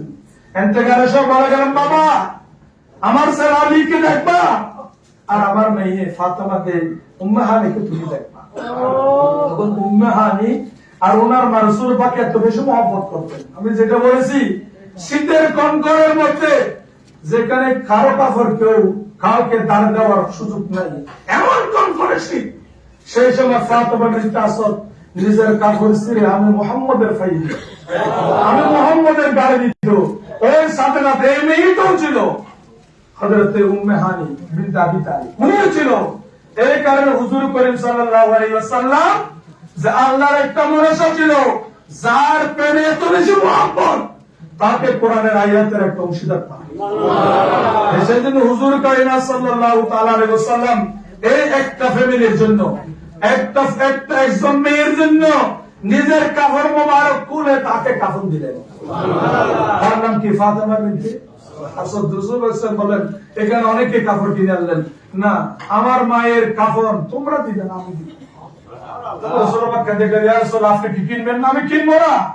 আপনি কোথায় যাবেন? রাসূলুল্লাহ ঘরে গিয়ে নিজের জামা বাবার এনে বললেন, আমার মা ফাতেমা বিনতে আসাদকে আমার জুব্বা মুবারক দ্বারা কাফন দাও। রাসূলুল্লাহ তাকে দাফন করার পরে বললেন, মাটি সাবধান, মাটি সাবধান, বাবার সাবধান। কিছুক্ষণ পরে রাসূল মুস্কি হাসি দিলেন। সাহাবায়ে কেরাম, হুজুর আপনি হাসলেন যে আমার কাফর রুসুলে আমার মাকে আল্লাহ এখনই জান্নাত দিবেন। ফাতেমা বিনতে আসাদ। আমি বলতে যাচ্ছি এই ফাতেমা বিনতে আসাদের সাথে রাসূল পাককে এত বেশি মহব্বত করতেন, যার নাম হলো উম্মে হানি। বলতে যাচ্ছি উম্মে, উনি দুসরে ভাগের এক নম্বর হাশিম পরিবারের বংশ, দ্বিতীয় নম্বর হযরত আলীর বোন, তৃতীয় নম্বর ফাতেমা বিনতে আসাদের কন্যা, যিনি মায়ের সাথে গিয়ে রাসূলুল্লাহ পাকের খেদমত করতেন। এনার আরেকটা পরিচয়, যেহেতু রাসূলুল্লাহ পাকের কন্যা আলীকে দিলেন, আবার ওইদিকে উনি জিয়র হচ্ছে, তো এই সব মিলাইয়া যে ওনার পজিশন তো একটা কোরআন হাদিসে থাকা দরকার। সেই জন্য রাসূল করিম সাল্লাল্লাহু আলাইহি ওয়াসাল্লাম এশার নামাজ আদায় করার পরে ওনার ঘরে গেলেন। ওনার ঘরে গেলে উনিও বললেন যে আমার ঘরে সূর্য উঠে গেছে, এটাকে আমি একটু মেহমানদারি করি। রাসূল পাক বলে, ইয়া রাসূলুল্লাহ আপনি একটু আরাম করুন, আপনার জন্য আমি খাবার তৈরি করি। যে রাসূল পাক সেখানে ওনার মনের আশাকে পূর্ণ করার জন্য, ওনার পরিবারে যারা আছে সকলের আশা পূর্ণ করার জন্য হুজুর করিম সেখানে একটু আরাম করলেন, আরাম করলেন। এদিকে শুরু, তখন এদিকে এই খাবার তৈরি হচ্ছে, হুজুর পাক একটু ঘুমালেন। সুবহানাল্লাহ। হুজুর পাক সিস্টেম ঘুমাচ্ছেন, ঘুমানোর পরে কিন্তু আমাদের ঘুমার রাসূল পাকের তন্দ্রার মধ্যে ব্যবধান আছে। আমরা ঘুমালে হুজুর, আমরা ঘুমালে হুজুর, যদি বলেন আমি 1 মিনিটের বেশি ঘুমাইনি, তাও হুজুর বেঁকে যাবে। যদি বলেন আমি সব কিছু বলতে পারি না, অনেকে জুমার নামাজে গিয়ে ঘুমিয়ে পড়ে, আছে কিনা? হ্যাঁ, আপনি একটু জিমাতে পারেন, ঘুম ভাঙবে না। যখন আপনি টেস্ট করে একটু হেলান দিবেন, পরে যাচ্ছেন মাটিতে টেস্ট দিবেন, তখন আপনি 1 মিনিট হলো ঘুম ভেঙে গেছে। তাহলে ঘুমের মধ্যে আমাদের শক্তি নেই, কন্ট্রোলের পাওয়ার নাই। কিন্তু হুজুর পাকের আইনানে তানামান ওয়াল কলবু ইয়াহজান, একটু জোরে বলি, আইনানে তানামান ওয়াল কলবু ইয়াহজান। যে হুজুর পাকের আখলাক একটা গুণ হলো, হুজুরের চোখ মুবারক যদিও ঘুমিয়ে থাকে, বন্ধ থাকে, কলব কিন্তু সারাক্ষণ সেই জন্য রাসূলুল্লাহ যদি ঘুমালেন তাহলে পৃথিবী রাত মক্কায় যদিও রাত হয় যে কোন স্থানে কিন্তু তাহলে পৃথিবী কোন এক জায়গায় যদি মুর্দা দাফন হয় ওনার কবরে রাসূল কেমনে যাবে? সেজন্য রাসূলুল্লাহর কবরকে এমন করে বানালেন যে আমার নবী আরশ আজিম থেকে লামাকান সমস্ত কায়নাতের কবর রাখেন। আর রাসূলুল্লাহর আরেকটা নাম হলো রহমতুল্লিল আলামিন। রহমতুল্লাহ রহমত আমরা বাঁচবো না। রাসূলুল্লাহ কেমন অক্সিজেন বানিয়েছেন, পাওয়ার হাউস জেনারেটর অক্সিজেন বানিয়েছেন, গোটা কায়নাত সরে নবীর নূরে ঢুকছিলেন। এটা নাম রহমতুল্লিল আলামিন। রাসূলুল্লাহকে কত পাওয়ার দিলেন, আমি আমার জায়গায় চলতেছি, আপনি আপনার জায়গায়। রাসূলুল্লাহর রহমতের কারণে, রাসূলুল্লাহর রহমতের কারণে। এই জন্য হুজুর মুবারক যে রাসূলুল্লাহর মেরাজে যাওয়ার পরে যে 26 বছর 9 মাসের কথা কেমনে হলো, তাহলে কেমনে হলো? এমনি হলো। রাসূলুল্লাহ জান চলে গেছে, সমস্ত সৃষ্টি স্টপ, আর জান আসছে আবার চালু। সুবহানাল্লাহ। যাই হুজুর কায়নাত ঘুমালেন, ঘুমানোর পরে যে জিবরিল আলাইহিস সালাম হাজির, হুজুর তো ঘুমিয়েছেন, চোখ মোবারক বন্ধ, একবার দুইবার সালাম দিলেন। ফের রাসূল পাকের আদব জিবরিল পর্যন্ত কত বিশাল আদব দেখাচ্ছেন। তো জিবরিলও রাসূল, উনি ফেরেশতাদের রাসূল, উনিও মুরসাল রাসূল, ফেরেশতাদের রাসূল হওয়ার পরেও দয়াল নবীর কাছে এসেছেন। আসার পরে ইয়া রাসূলুল্লাহ বলে ডাক দেয় নাই, ইয়া মুহাম্মদ বলে ডাক দেয় নাই, হাবিবি ঘুম থেকে উঠে ডাক দেয় নাই। উনি যেন আসসালাতু ওয়াসসালামু আলাইকা ইয়া রাসূলুল্লাহ, দুইবার আসসালাতু ওয়াসসালামু আলাইকা ইয়া রাসূলুল্লাহ, তৃতীয়বার আসসালাতু ওয়াসসালামু আলাইকা ইয়া রাসূলুল্লাহ। রাসূলুল্লাহ পাকের চোখ মুবারক খুলতেছেন, নবীর চোখ মুবারক বন্ধ। জিবরিল তো জেনে গেল রহস্য এখানে অনেক কিছু আছে। সুবহানাল্লাহ। তখন বলে আল্লাহ আপনার মাহবুবকে মেরাজে আনার জন্য, মেহমানের জন্য পাঠালেন, কিন্তু হুজুরে কায়নাতের চোখ মুবারক তো ঘুমন্ত, আইনানে তানামান হুজুরে পাকের চোখ মুবারক ঘুমন্ত আছেন। তখন আল্লাহ বলেন যাও, তুমি যাও, একটি কাজ করো, দয়াল নবীর কদমে চুমু দিও। অথচ মুরসাল, উনি ফেরেশতাদের রাসূল, ওনার একটু যদি একবার যদি নামে গোটা কায়নাতে সব কদর হয়ে যায়। যার কদমে রাসূলের গোটা বিশ্বে সব কদর হয়ে যায়। ওনাকে আল্লাহ বলতেন যাও আমার দয়াল নবীর কদমে চুমু। তুমি হুকুম পেয়ে রাসূল পাকের কদমে চুমু দিল। আল্লাহ নবী চোখ মুবারক করলেন, কি জিবরিল, ইয়া রাসূলুল্লাহ ইন্নাল্লাহা ইয়াকরাউকা সালাম, আল্লাহ আপনাকে সালাম দিলেন। আল্লাহু আকবার। আর কি সুবহানাল্লাহ, আল্লাহ আপনাকে সালাম দিলেন। তার কি মেহেরবানি করে আজ রাতে আপনি তাইফের জমিন আঘাতপ্রাপ্ত হলেন, মক্কার মানুষ আপনাকে আঘাত করলো, আপনাকে জুলুম করলো, নির্যাতন করলো, অত্যাচার করলো, জুলুমের উপর জুলুম, অত্যাচারের অত্যাচার, নির্যাতনের নির্যাতন, উচ্চরণার মধ্যে আরবের অনেকে আপনাকে এত বেশি কষ্ট দিল। এত কষ্ট আপনি কেমনে সহ্য করলেন? আল্লাহর খাতিরে, আল্লাহকে রাজি করেন। এত নির্যাতন কষ্ট আপনি কিভাবে সহ্য করলেন? আল্লাহ এখন চাচ্ছেন যে আপনি রবের জন্য এত পরিশ্রম করলেন, এত আঘাত সহ্য করলেন, এখন এটার পুরস্কার আল্লাহ দিবেন কিভাবে? আল্লাহ বলতেছেন আজকে রাতে আপনাকে আরশে আজিমের উপরে নিয়ে যাবেন। অথচ আপনারা জানেন মুসা আলাইহিস সালাম সারা জীবন ভর কাঁদেছিল, রব্বি আরনি, রব্বি আরনি, রব আমাকে দিদার দাও, হৃদয় দাও। বললাম তারানি, কখনো তুমি আমাকে দেখবে না। নবী তাকিদ বলো নিতালাম মানে কখনোই দেখবে না, তাকিদ কখনো না, এখনো না, কোনো না। আল্লাহ কখনো তুমি দেখবে না, আমাকে দেখার মতো পাওয়ার আমি তোমাকে দিই নাই। অথচ মুসা আলাইহিস সালাতু ওয়াস সালাম সমস্ত নবীরা রবের দিদার জন্য পাগল পাগল পাগল, রব্বি আরনি বলে চোখের পানি ফেললো, সারা জীবন ভর কাঁদলো। আল্লাহ ধমক দিয়ে বললেন লান তারানি, লান তারানি, কখনো তুমি দেখবে না। তাহলে এখানে সমস্ত নবীদের লান তারানি, যিনি জলিলে কদর পয়গম্বর তার বেলায় লান তারানি, তোমরা দেখবে না, দেখতে পারবে না, দেখার পাওয়ার নাই। কিন্তু রাসূলুল্লাহ সাল্লাল্লাহু আলাইহি ওয়াসাল্লামকে বলে উযুনি ইয়া হাবিবি, মাহবুব আপনি আরো কাছে আসুন। সুবহানাল্লাহ। এটা আল্লাহ কোরআনে বলে সুম্মা দানা ফাতাদাল্লাহ, অতঃপর আল্লাহ বলতেছেন সুম্মা দানা ফাতাদাল্লাহ, আমরা সতর্ক করব সেটা দানা হয়ে গেছে, দানা মানে একজোট, এটা আরবি কথা।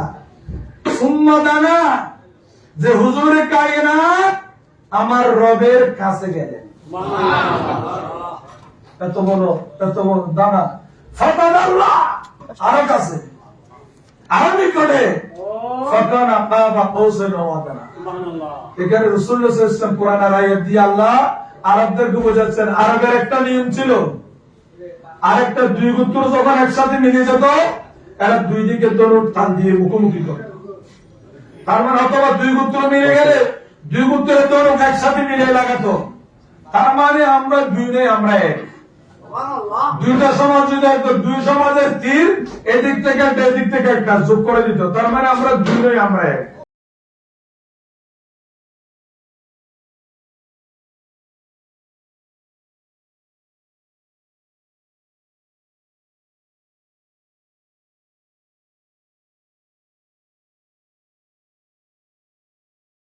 মাঝখানে কোন দ্বন্দ্ব, বিভাজন, তর্ক বিতর্ক সব উঠে যায়।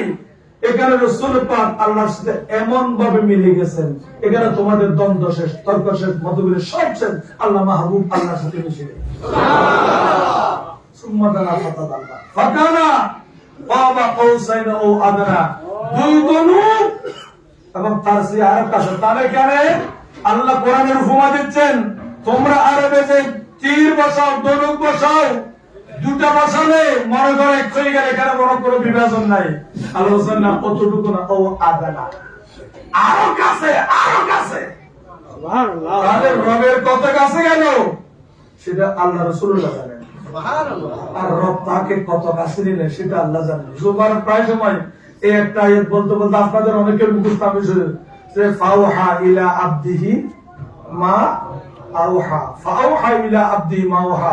আল্লাহ মাহবুব নবীকে নিয়ে যা দেওয়ার তা দিয়ে দিলেন। ফাওহা ইলা আবদিহি মা আওহা, আমার মাহবুবকে আল্লাহ নিয়ে গিয়ে যা দেওয়ার সব কিছু দিয়ে দিলেন। সুবহানাল্লাহ।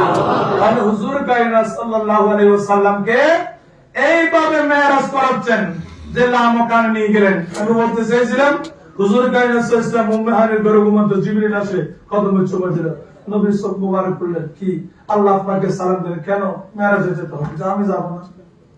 সুবহানাল্লাহ। সমস্ত নবীরা যাওয়ার জন্য পাগল, আল্লাহর কাছে কত আবদার, উনি বললেন আমি যাব না। কেন যাবেন না? যে আমি যদি যাই আমার গুনাহগার উম্মতের জিম্মাদারি কে নেবে?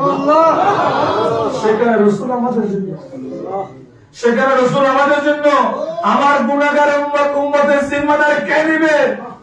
জিবরিল বলে, কেন আমি কেন মুসিবত করব? কে নেবে? আমি কেন জানি? আমি আল্লাহর কাছে কি বলবো? আল্লাহ আমরা মাহবুব না কাজ করা কেন?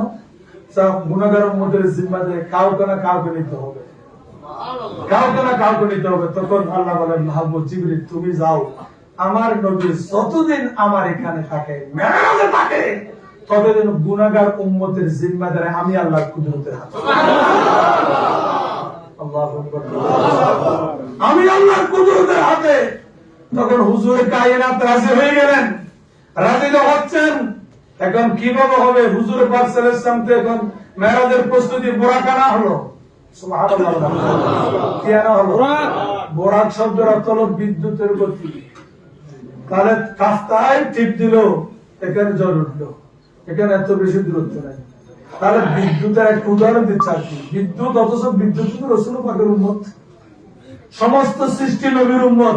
তাহলে বিজলি রাসূল পাকের উম্মত। তাহলে বুঝা গেল বিজলির চেয়েও কোটি গুণ শক্তিশালী আমার দয়ার নবী। অথচ এখানে বোরাক কেন না হলো? কেউ যে বোরাক কেন না হলো, এখানে রাসূল পাক দিয়ে সবকিছু বার করে, এখানে আবু বকর ওমর ফারুক কেন করা হলো? এটা একটা উসিলা, মানুষকে দাম বাড়াই দেওয়ার জন্য। রাসূলুল্লাহ মুহাম্মদ করে গেলেন তাকে একটু ইতিহাসের অংশ বানানোর জন্য। এইগুলো এক একটা আল্লাহ একজনকে কার কত মহব্বত, দয়াল নবীকে মহব্বত করে এক একটা জিনিস ফুটিয়ে তোলার জন্য। আল্লাহ না হলে ওয়াজিব করে জন্য যুব্য ফলাতে হতো না। এটা কার কোন দিকে মহব্বত কতটুকু আছে সেটা জজবা জাহির করার জন্য। সুবহানাল্লাহ। আল্লাহ আমাদেরকে বুঝার তৌফিক দান করুন। তাহলে হুজুর পাকের মহব্বতটা কার কত আছে সেটা দেখানোর জন্য আল্লাহ সবকিছু করালেন। তো হুজুর পাক সাল্লাল্লাহু তাআলা আলাইহি ওয়াসাল্লাম যে রাজি হয়ে গেলেন, যাওয়ার আগে তো গোসল করতে হয়, কিছু করতে হয়। এখন রাসূল পাককে কি দিয়ে গোসল করাবে, এই নিয়ে ফেরেশতাদের মধ্যে দ্বন্দ্ব। ফানিরা বলতেছেন না, জমজম বলতেছে আমি হক, যেহেতু এটা ওনার বাপদাদা, আমি জমজমকে সৃষ্টি করেছি। যেহেতু ইব্রাহিম আলাইহিস সালাম কত বলেছিলেন, আল্লাহ পানি দিলেন, সুতরাং আমি জমজম এমনি হই নাই। হযরত সৈয়দনা ইসমাঈল আলাইহিস সালাম যখন ফা দিয়ে কান্না করে মাটি দিয়ে আঘাত করতেছেন, আসলে ফাতরওয়ালা মাটি কখনো ফোয়ারা হওয়ার মতো শক্তি ছিল না, শুকনা ছিল, কিন্তু ইসমাঈল আলাইহিস সালামের কদমের আঘাতে কেমনি সেখান থেকে পানি হয়ে গেল, জমজম হয়ে গেল। পানি বলতেছেন সেই সময় ইসমাঈল আলাইহিস সালামের কপালে দয়ার নবীর নূর থাকার কারণে তার কদমে রাসূলের ঝর্ণা বের হয়ে গেছে।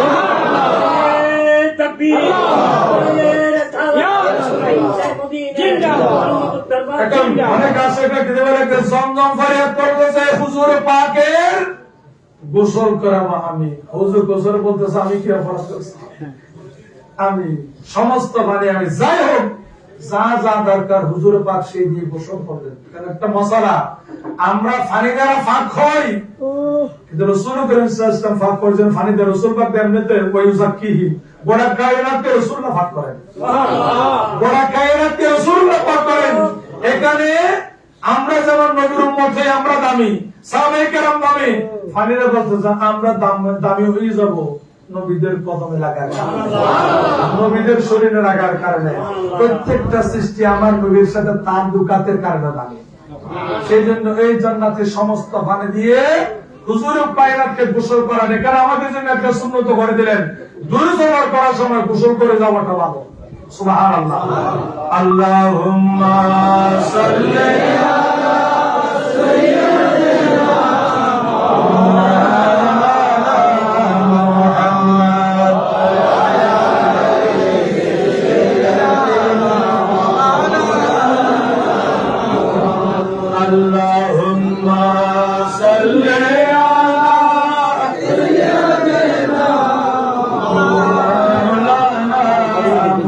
শেষ করে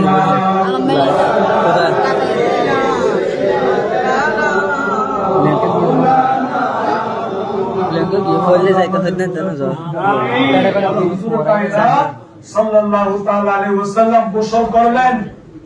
গোসল করা বোরাক আনা হলো যে ৭০,০০০ জান্নাতে বোরাক ছিল, সেখান থেকে ৬৯,০০০ থেকে মাত্র একটা বোরাক নির্বাচন করেছে, বাকিগুলা সেখানে আছে। কেন? সেখানে জিবরাইল আলাইহিস সালাম আমি অনেককে চাইলাম নির্বাচন করার জন্য, আমি কাউকে নির্বাচন করিনি, একটা বোরাককে দেখেছি, সে দয়াল নবীর নাম জোরে জোরে জিকির করতেছে, নবীর জোরে শরীফ পড়তে সবের বাড়ি ছাড়তেছে। তাকে বললাম তুমি কাঁদছো কেন? আমি কাঁদি, এই ৭০,০০০ বোরাককে সৃষ্টি করেছেন রাসূল পাকের বাহন হওয়ার জন্য। ৭০,০০০ ইন্টারভিউতে আমি যে পাস করবো সেই গ্যারান্টি নেই, সেই গ্যারান্টি। সুতরাং এই গ্যারান্টি যখন নাই, আমি নবীর নাম জপে জপে দরুদ শরীফ পড়ি, এটাই হবে আমার ব্যাস, এটাই আমার কি। বললেন সব বন্ধ, তুমি আসো, আমি চাই যার করবে নবীর প্রেম আছে তাকে, তাহলে এইখানে যার প্রেম আছে, মুহাব্বত আছে, ওই বোরাককে নির্বাচন করে হুজুর কায়নাত সাল্লাল্লাহু তাআলা আলাইহি ওয়াসাল্লামকে মেরাজ করানোর জন্য প্রস্তুতি সম্পন্ন। হুজুর পাক সাল্লাল্লাহু আলাইহি ওয়াসাল্লামকে এখন বলছে হুজুর একটু কিছু পানি পান করেন। কিতাব আছে দুইটা ফেয়ার আনা হলো, গ্লাস আনা হলো, সব দুই ধরনের পানি। যে হুজুর পাক সিস্টেম বলেন সেখানে আমার রাসূল পাক সেখান থেকে দেখে দুধটা নিলেন, সেটা পান করলেন। জিবরাইল আলাইহিস সালাম শিক্ষা করলেন মারহাবা ইয়া রাসূলুল্লাহ। তুমি কেন মারহাবা বলে? ইয়া রাসূলুল্লাহ, এখানে আমি একটা লেখা দেখেছি যে আপনি যদি এখানে এই গ্লাসটা নিয়ে অন্য গ্লাস নিতেন, আপনার উম্মতের মধ্যে মজজুব খার বেড়ে যেত, কিন্তু আপনি দুধের যখন নিলেন তখন জামালে সালেকের হার আপনার উম্মতের বেড়ে থাকবে, কিয়ামত পর্যন্ত আপনার দ্বীন কোরআন হাদিস স্বচ্ছ থাকবে।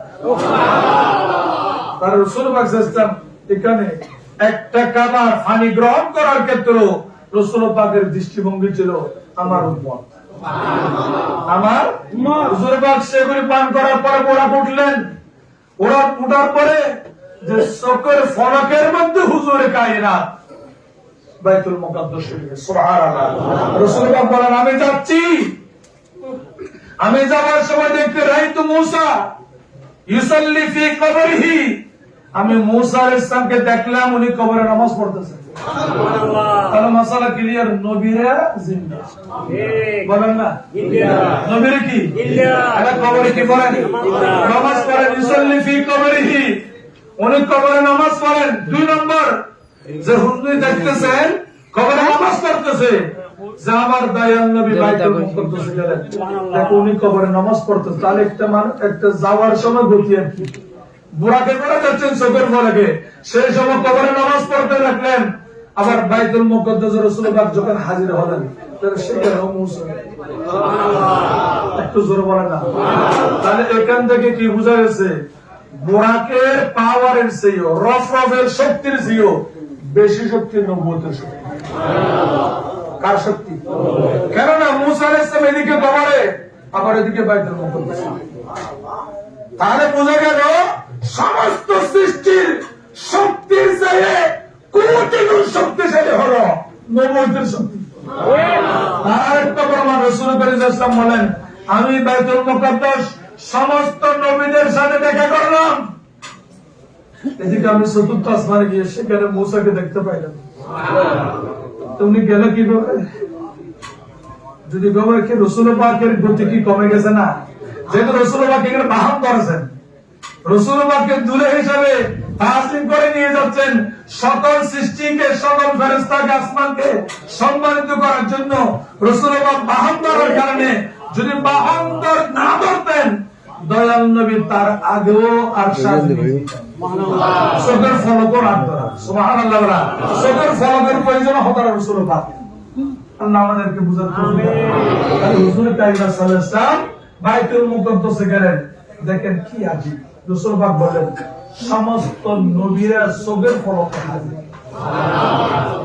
সমস্ত নবী চোখের ফলকে হাজির। এখানে একজন না, আমরা যত সংখ্যা বলি 1,90,2,24, 3,36,000 সমস্ত নবীরা এখানে পৃথিবী কে কোথায় দাফন আছেন, সমস্ত নবীরা বাইতুল মুকাদ্দাসে হাজির। সকলে আমার নবীকে স্বাগত জানানো, মারহাবা জানানো। হুজুর পাক সাল্লাল্লাহু আলাইহি ওয়াসাল্লাম যেহেতু রাসূল পাকের পিছনে নামাজ পড়ার জন্য এখানে সমস্ত নবীরা দেওয়ানা, সমস্ত নবীদের ফরিয়াদ, আল্লাহ আমাদের নবী ইমামুল আম্বিয়া হুজুর কায়নাত, সুবহানাল্লাহ বলেন না, যে আমাদের ইমামের পিছনে আমরা নামাজ পড়তে পারি না। রাসূল পাকের একটা লকব বলে ইমামুল, সমস্ত নবীদের ইমাম। তা আমাদের ইমাম এমনি থাকলে তো হবে না, আমরা মুক্তাদি হব, রাসূল পাক ইমাম হবেন। তখন এই কারণে হুজুর পাককে মসজিদে হারাম থেকে বাইতুল মুকাদ্দাসে নিয়ে গিয়ে সমস্ত নবীদেরকে হাজির করালেন। হাজির করাইয়া আল্লাহ বলেন আপনারা সমস্ত নবীরা মুক্তাদি হয়ে যান, দয়াল নবী ইমাম হয়ে গেল। সেখানে আমার নবী 2 রাকাত নামাজ রাসূল পাকের ইমামতিতে সমস্ত নবীরা আদায় করলেন। তাহলে হয়ে গেল রাসূল পাকের ইমামুল আম্বিয়ার হক আদায় হয়ে গেল। আর সমস্ত নবীদের ফরিয়াদ, আমরা নবী দেখবো, রাসূলকে দেখবো, রাসূলের পিছনে নামাজ পড়বো। কার কর্ম জীবনভর করেছি, তার কর্ম করেছি, লা ইলাহা ইল্লাল্লাহ মুহাম্মাদুর রাসূলুল্লাহ। আল্লাহ কোরআনের রওজান থেকে ওয়াদা নেন, লা তুমিনুন নবী ওয়া লা তানসুরুনহু, তোমরা ওই নবীর প্রতি ঈমান আনবা। ঈমান তো এনে ফেলেছি, তাকে দেখি নাই। এখন রাসূল পাক যখন দুনিয়াতে আসলেন, বাইতুল মুকাদ্দাস শরীফে সমস্ত নবীদেরকে একত্রিত করে সশরীরে উঠে সমস্ত নবী আমার নবীর পিছনে নামাজ আদায় করলেন। এখন শুরু হয়ে গেল বক্তব্যের শুরু। আদম আলাইহিস সালাম দাঁড়ালেন, দয়াল নবীর প্রশংসা করলেন যে এই নবীর উসিলায় আল্লাহ আমার সাথে রেগে গেলেন। 300 বছর রাগ করেছেন, 300 বছর আল্লাহ আমার সাথে কথা বলে নাই। যখন আমার ভাগ্যের চাকা ঘুরে গেল, ফাতালাক্কা আদম মির রাব্বিহি কালিমাত, আল্লাহ মেহেরবানি করে আমার কলবে একটা নামে পাক এঁকে দিলেন, লিখে দিলেন, সে আদম তোমার রূহ তোমার শরীরে যখন আমি রূহ দিলাম, রূহ দেওয়ার পরে তোমার চোখের উপর দিকে আরশ আজিম একটা কলমা তৈবা দেখেছো, লা ইলাহা ইল্লাল্লাহ মুহাম্মাদুর রাসূলুল্লাহ সাল্লাল্লাহু আলাইহি ওয়াসাল্লাম। তখন আদম আলাইহিস সালাম বললেন 350 বছর কেঁদেছি আর কাঁদবো না, ওই নবী রাসূল একটু দোয়া করুন। তখন নবী রাসূল যখন দোয়া করেন আল্লাহ জিবরিল পাঠিয়ে দিলেন যে সমস্ত প্রতিবন্ধকতা শেষ, আপনার সাথে আল্লাহর সাথে সব কিছু এখন চলবে। আমি বলতে চাচ্ছি নবীদের যত পর্যন্ত যে নবীর উসিলাই ছুটে গেল তিনি হলেন আমার নবী। আদম আলাইহিস সালাম বলেন আমি শুকরিয়া আদায় করি এই কারণে এই নবীকে আল্লাহ আসমান থেকে এমনি পাঠাতে পারেন, তিনি আমার সন্তান হিসেবে পাঠালেন। কিয়ামতের মধ্যে আমার অহংকার আর কিছু নেই যে এই নবীর আদম সন্তান, এটা আমার অহংকার। সমস্ত নবীরা ভাষণ দিল, তাহলে একজন বক্তব্য দিলে অনেক সময় লাগে। এখানে সমস্ত নবীরা ভাষণ দিল, সমস্ত নবী ভাষণ দেওয়ার পরে হুজুরে কায়নাত সেখান থেকে আরশা আজিমে রওনা হয়ে গেল। আরশা আজিম প্রথম আসমানে গেল, সেখানে নবীদের সাথে দেখা, এখানে অনেক আসমানের রহস্যগুলো সবগুলো দেখলেন। সুবহানাল্লাহ। এখানে এরপরে দ্বিতীয় আসমানে গেলে সমস্ত রহস্য দেখলেন, তৃতীয় আসমানের সমস্ত রহস্য। আমি বলতে চাইছি চতুর্থ আসমানে গেলেন, আবার মুসা সেখানে হাজির। সুবহানাল্লাহ। মুসা আসছে সেখানে এটা তো বলে নাই তোমাকে এদিকে কবরে, এদিকে বাইতুল মুকদ্দাসের সেহেনে, আবার এখানে আমার আগে এখানে, এইটা বলে নাই। তার মানে রাসূলুল্লাহ জানেন যে সমস্ত সৃষ্টির শক্তির চেয়ে নবুয়তের শক্তি আর বেশি শক্তিশালী। তাহলে নবুয়তের পাওয়ার কত শক্তিশালী। হুজুর কায়নাত সাল্লাল্লাহু তাআলা আলাইহি ওয়াসাল্লাম, ইমামুল আম্বিয়া সাল্লাল্লাহু আলাইহি ওয়াসাল্লাম এই আসমানগুলো অতিক্রম করে আল্লাহ বলেন লিনুরিয়াহু মিন আয়াতিনা। রাসূলুল্লাহকে কেন মেরাজ করানো হলো? একটি কারণে, লিনুরিয়াহু মিন আয়াতিনা, যা আমি আল্লাহর আজীব নিদর্শন আছে, আমি আল্লাহর কতগুলো আজীব নিদর্শন আছে, ওই আজব নিদর্শনগুলি আমার মাহবুবকে দেখানোর জন্য। তাহলে এখানে সমস্ত কিছু দেখলেন, দেখার পরে সমস্ত কিছু অতিক্রম করে আমার হুজুর কায়নাত আমার রবের সাথে দেখা করলেন, রবের সাথে দেখা করলেন, দেখা করলেন। অনেক কিছু হলো, অনেক কথা হলো। হুজুর বলে যেটা বললেন 26 বছর 9 মাস। সুবহানাল্লাহ বলেন না? 26 বছর 9 মাস। সেখানে কথা সহজ, একদম সহজ, যে যেখানে আছে সেখানে আছে। রাসূল গেলেন, সমস্ত সৃষ্টির রূপ উঠে গেল। অক্সিজেন সাপ্লাই নেই, অক্সিজেন তো চলে গেছে। খাবার হস্ত নবী রহমতুল্লাহ আলামিন, রহমতুল্লাহ সকলে স্টপ করে চলে গেছেন। তখন আমরা যে যেখানে আছি সেখানে আছি। 26 বছর 9 মাস পরে যখন আসে, আবার যেখানে আছে সেখান থেকে শুরু করি। সুবহানাল্লাহ। যেখানে আছে সেখান থেকে পৃথিবীর আর্নিক গতি বার্ষিক সব স্টপ। রাসূল নাই, কিচ্ছু নাই। সেজন্য আল্লাহ বলেন জানে হো জাহান কি জানে হে তো জাহান है। আল্লাহ নবী আউলা বিল মুমিনিনা মিন আনফুসিহিম, আমার দয়াল নবীর সমস্ত জগতের নূর। সুবহানাল্লাহ। তাকবীর। সাইনজান মদিনা মেরাদান নবী। আব্দুর রহমান যেটা বলেছেন, আব্দুর রহমান জামি জিমা হুজুরে পারা আমাদের জানে আলম, জানে আলম রাসূল আপনি তো গোড়া কায়নাতের জান। আমার শরীরে প্রাণ আছে, সুর একটা টান দিলে একটু ব্যথা লাগে, পায়ে কষ্ট পেলে ব্যথা লাগে। সেজন্য রাসূল পাক কায়নাতের জান। আমার উম্মত নবীর উম্মত যেখানে মুসিবতে পায় কষ্ট পায়, রাসূল পাক মদিনা থেকে দেখেন। আমি বলতে যাচ্ছি হুজুর করিম হলো গোড়া সৃষ্টির জান। জান হওয়ার কারণে জান উঠে গেল, সমস্ত সৃষ্টি যে যেখানে আছে সেখানে, যে যেখানে আছে সেখানে। এইভাবে 1 বছর 2 বছর 27 বছর 9 মাস অতিবাহিত হয়ে গেল। এখানে রবের সাথে অনেক কালাম হলো। সুবহানাল্লাহ। অনেক কালাম হলো। যাই হোক, আমি যে শেষ কথাটা যেটা বলতে চাই, প্রায় সময় আপনাদেরকে বলি, হুজুর করিম রউফুর রহিম সাল্লাল্লাহু তাআলা আলাইহি ওয়াসাল্লাম যে মেরাজের এই ঘটনা সাহাবায়ে কেরামের সম্মুখে বর্ণনা করতেছেন। একজন সাহাবা দাঁড়িয়ে বলেন, ইয়া রাসূলুল্লাহ সাল্লাল্লাহু আলাইহি ওয়াসাল্লাম, আপনি যে আল্লাহর সাথে কথা বলেছেন, আপনি আল্লাহর সাথে কথা বলেছেন, দয়া করে বলবেন কি রাসূল আর আল্লাহর কথাটা কেমন? সুবহানাল্লাহ বলেন। আল্লাহর কথা কেমন, কত সুন্দর। আল্লাহ নিজে জানেন, আল্লাহ জামালুন, আল্লাহ তো জামাল, আল্লাহ সবকিছু সুন্দর। আল্লাহর কাছে অসুন্দর বলতে কোনো কিছু নাই। আল্লাহ সবকিছু সুন্দর। আল্লাহর নামও জামাল। তখন সাহাবারা বললেন, ইয়া রাসূলুল্লাহ, রব আপনার সাথে কথা বলেছেন, আল্লাহ আপনার সাথে কথা বলেছেন, তা আল্লাহর কথার সুরটা কেমন? একটু জোরে বলি, আল্লাহর সুরটা কেমন? প্রত্যেক আওয়াজের একটা আওয়াজ কোন আছে, সুর আছে, যে আল্লাহ রাব্বুল আলামিন আপনি রাসূল করিম সাল্লাল্লাহু আলাইহি ওয়াসাল্লামের সাথে কথা বলছেন, অনেক কথা বলছেন, যেটা আপনি নিজে বললেন।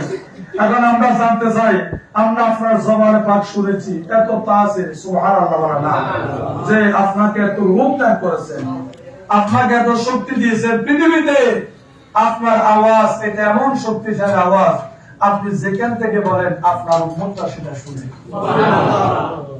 এই হুজুর পাকের আওয়াজের পাওয়ার, হুজুর মক্কা থেকে ডাক দিলেন, মদিনাবাসীরা শুনলো। হুজুর পাক যেখান থেকে রাখতেন, যাকে রাখতেন সেখান থেকে শুনতে পায়। হুজুর করিম সাল্লাল্লাহু আলাইহি ওয়াসাল্লাম আরাফাতের ময়দানে বিদায় হজের ভাষণে লক্ষ লক্ষ সাহাবা ছিল। হুজুর পাক সেখানে ভাষণ দিলেন, এমনকি পর্দানশীল নারীরা পাহাড়ের অপর প্রান্তে ছিল, ওরা বলতেছেন রাসূল পাকের ভাষণের প্রতিটা শব্দ আমরা অক্ষর অক্ষরে বুঝেছি। সুবহানাল্লাহ। অথচ লক্ষ লক্ষ করে সাহাবা ছিল। আমরা এখানে যদি মাইকসারা হই, হয়তো সামনে কিছু যারা পিছনে ওই বাইরে ঘুরে বুঝবেন না, কারণ আমার আওয়াজের কোনো শক্তি নেই। আমি বিকবচল তারা সব আমার জন্য একটা যন্ত্র ব্যবহার করলাম, কিন্তু হুজুর করিম সাল্লাল্লাহু আলাইহি ওয়াসাল্লাম যন্ত্রের মহতাজ ছিলেন না। দয়াল নবী আরাফাতে ভাষণ দিলেন, সমস্ত সাহাবারা, মহিলা সাহাবারা যেখানে ছিল স্পষ্ট ভাষায় সবগুলো শুনেছেন। রাসূল পাকের আওয়াজটা হলো মুজিজা। সুবহানাল্লাহ। রাসূল পাকের আওয়াজটা আছে, এবং রাসূল পাকের আওয়াজ যখন হবেন সমস্ত সৃষ্টির আওয়াজ বন্ধ হয়ে যায়। এখানে রাসূল পাকের অনেক মুজিজা। আমি বলতে যাচ্ছি, যে জিজ্ঞাসা করে ইয়া রাসূলুল্লাহ আল্লাহর আওয়াজটা কেমন, আল্লাহর আওয়াজ কেমন, এই প্রশ্ন করার পরে হুজুর পাক সাহাবাদের চেহারা দেখতেছেন। চেহারা দেখে হঠাৎ করে হুজুর পাকের চেহারা মোবারক সিদ্দিকা করে দিকে দেখে মুস্কি হাসি দিলেন, বললেন আল্লাহ আমার সাথে একজন মানুষের সুরে কথা বলেছে, যে আল্লাহর সুর হলো আবু বকর সিদ্দিক। সিদ্দিকা করে পজিশন কোথায়? সেজন্য মেরাজ থেকে আসার পরে সশরীরে ঘুম স্বপ্নে এখানে অনেক দ্বন্দ্ব, কিন্তু আবু বকর সিদ্দিক বুঝলেন, হুজুর আপনি একটু বিজ্ঞ বুজুর্গ বড় আলেম। সিদ্দিক আকবর সিয়ে বড় আলেম পৃথিবীতে, এটা তোমরা জবর ইনজিলে আছে যে রাসূলুল্লাহর উম্মতের মধ্যে একজন বড় আলেম হবে, তার নাম আবু বকর সিদ্দিক। তার নাম আবু বকর সিদ্দিক। এটা আল্লাহ কোরআনেই এই তওরাত ইনজিলের মধ্যে আল্লাহ নিজে স্বীকার করলেন, আবু বকর সিদ্দিক হলো শ্রেষ্ঠ আলেমে দ্বীন। যাকে আল্লাহ আলেমে দ্বীন বলেন, তার পজিশন কত? আল্লাহ আমাদেরকে বুঝার তৌফিক দান। আর হুজুর করিম সাল্লাল্লাহু আলাইহি ওয়াসাল্লাম বললেন, আল্লাহ আমার সাথে এই সাবজেক্ট বছর 9 মাস যতদিন সেখানে ছিলাম, আল্লাহ আমার সাথে যা কথা বলেছেন আমি পেয়েছি, আমার আবু বকর সিদ্দিকের কথার আওয়াজের টোন আওয়াজ আল্লাহর আওয়াজ, তার সুর কথা বলেছে।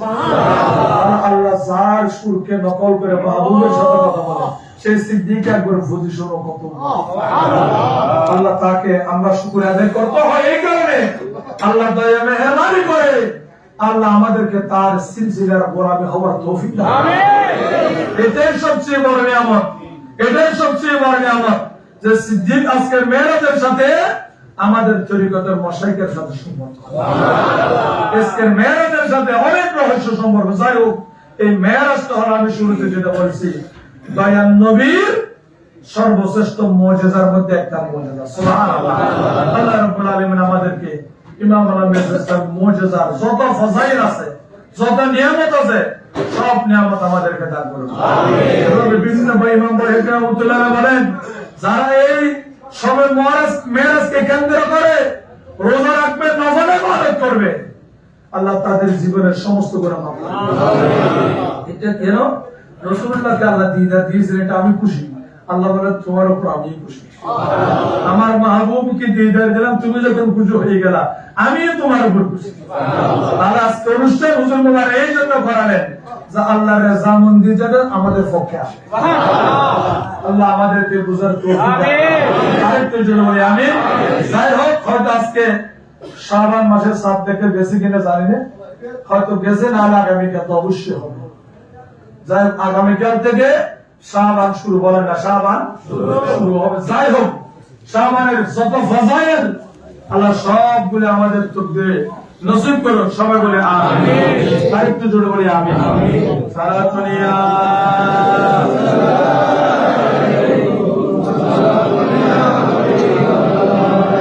সারা দুনিয়া রাসূলুল্লাহ আলাইকুম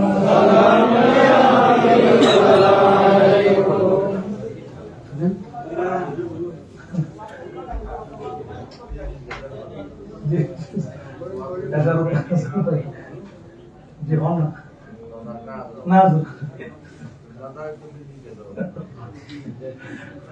আল্লাহুম্মা সাল্লি আলা সাইয়্যিদিনা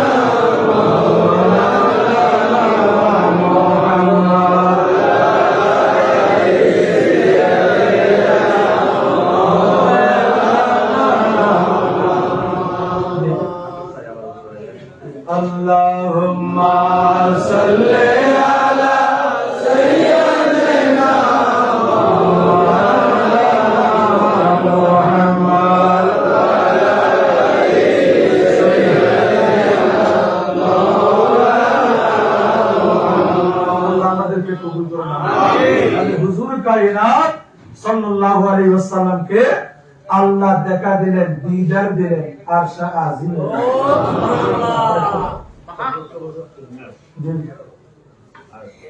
26 বছর নওয়াজ, 90 বছর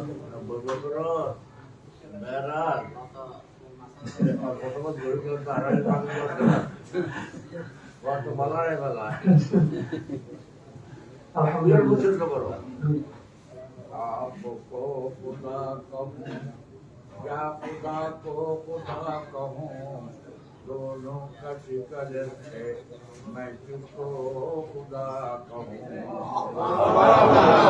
अर्श पर है पस है पर्दा बंद कर खुदा, के अहमद मदीने में मौजूद है, रोज़ा-ए मुस्तफा आँखों में है, उनकी तस्वीर मेरी सीने में मौजूद है।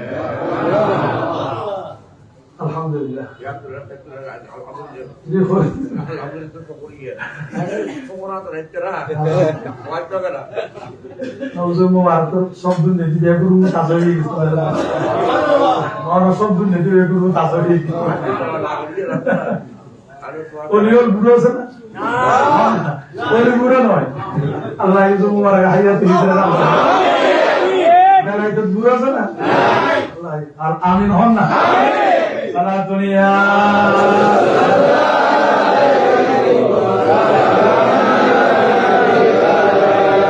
শহকে মসনদে रिफात रसूलुल्लाह की देखनी है हशर में इज्जत रसूलुल्लाह की सारा दुनिया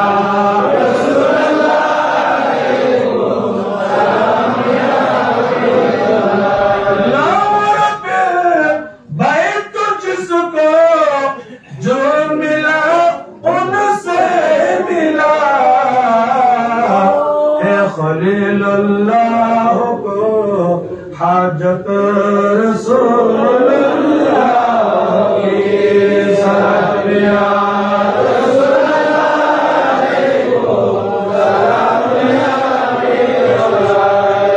अस्सलाम वालेकुम आमीन বলতে চাইছি হুজুর কায়নাত সাল্লাল্লাহু আলাইহি ওয়াসাল্লাম সমস্ত আসমান অতিক্রম করে কোথায় গেলেন?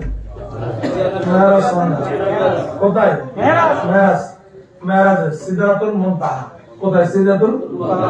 তাহলে এখানে আরেকটা স্টেশন আছে, এখানে যাওয়ার পরে জিবরিল আসলো, আমি যাব না, সুবহানাল্লাহ বলেন।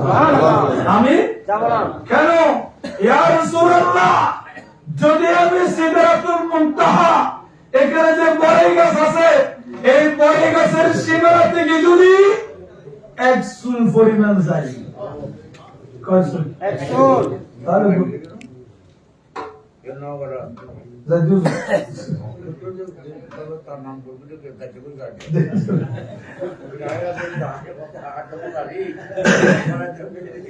তাহলে সিদরাতুল মুনতাহা যে জিবরিল বললে যদি আমি এক চুল পরিমাণ যাই, ফেরুজের তাজাল্লি বসুল জাফর, যে রবের তাজাল্লির কারণে আমি জিবরিল আলাইহিস সালামকে এত শক্তি পাওয়ার ক্ষমতা দান করলেন যে আমি জলে ফুরে সায়ার হয়ে পড়ে যাব।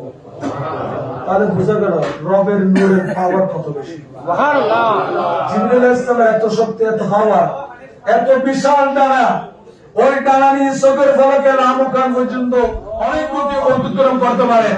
উনি বলেন আমার এত নূরের তৈরি, নূরের ফেরেশতা, চোখের ফলকে জান্নাতের প্রতিটা জায়গায় ঘুরতে পারি, কিন্তু সিদরাতুল মুনতাহা অতিক্রম করার ক্ষমতা আমি জিবরিলের নাই। আর রাসূল পাক সিস্টেমের পাওয়ার দেখেন কতটুকু। জিবরিল আশ্চর্য হয়ে গেলেন, সেখান থেকে হুজুরের যাত্রা শুরু।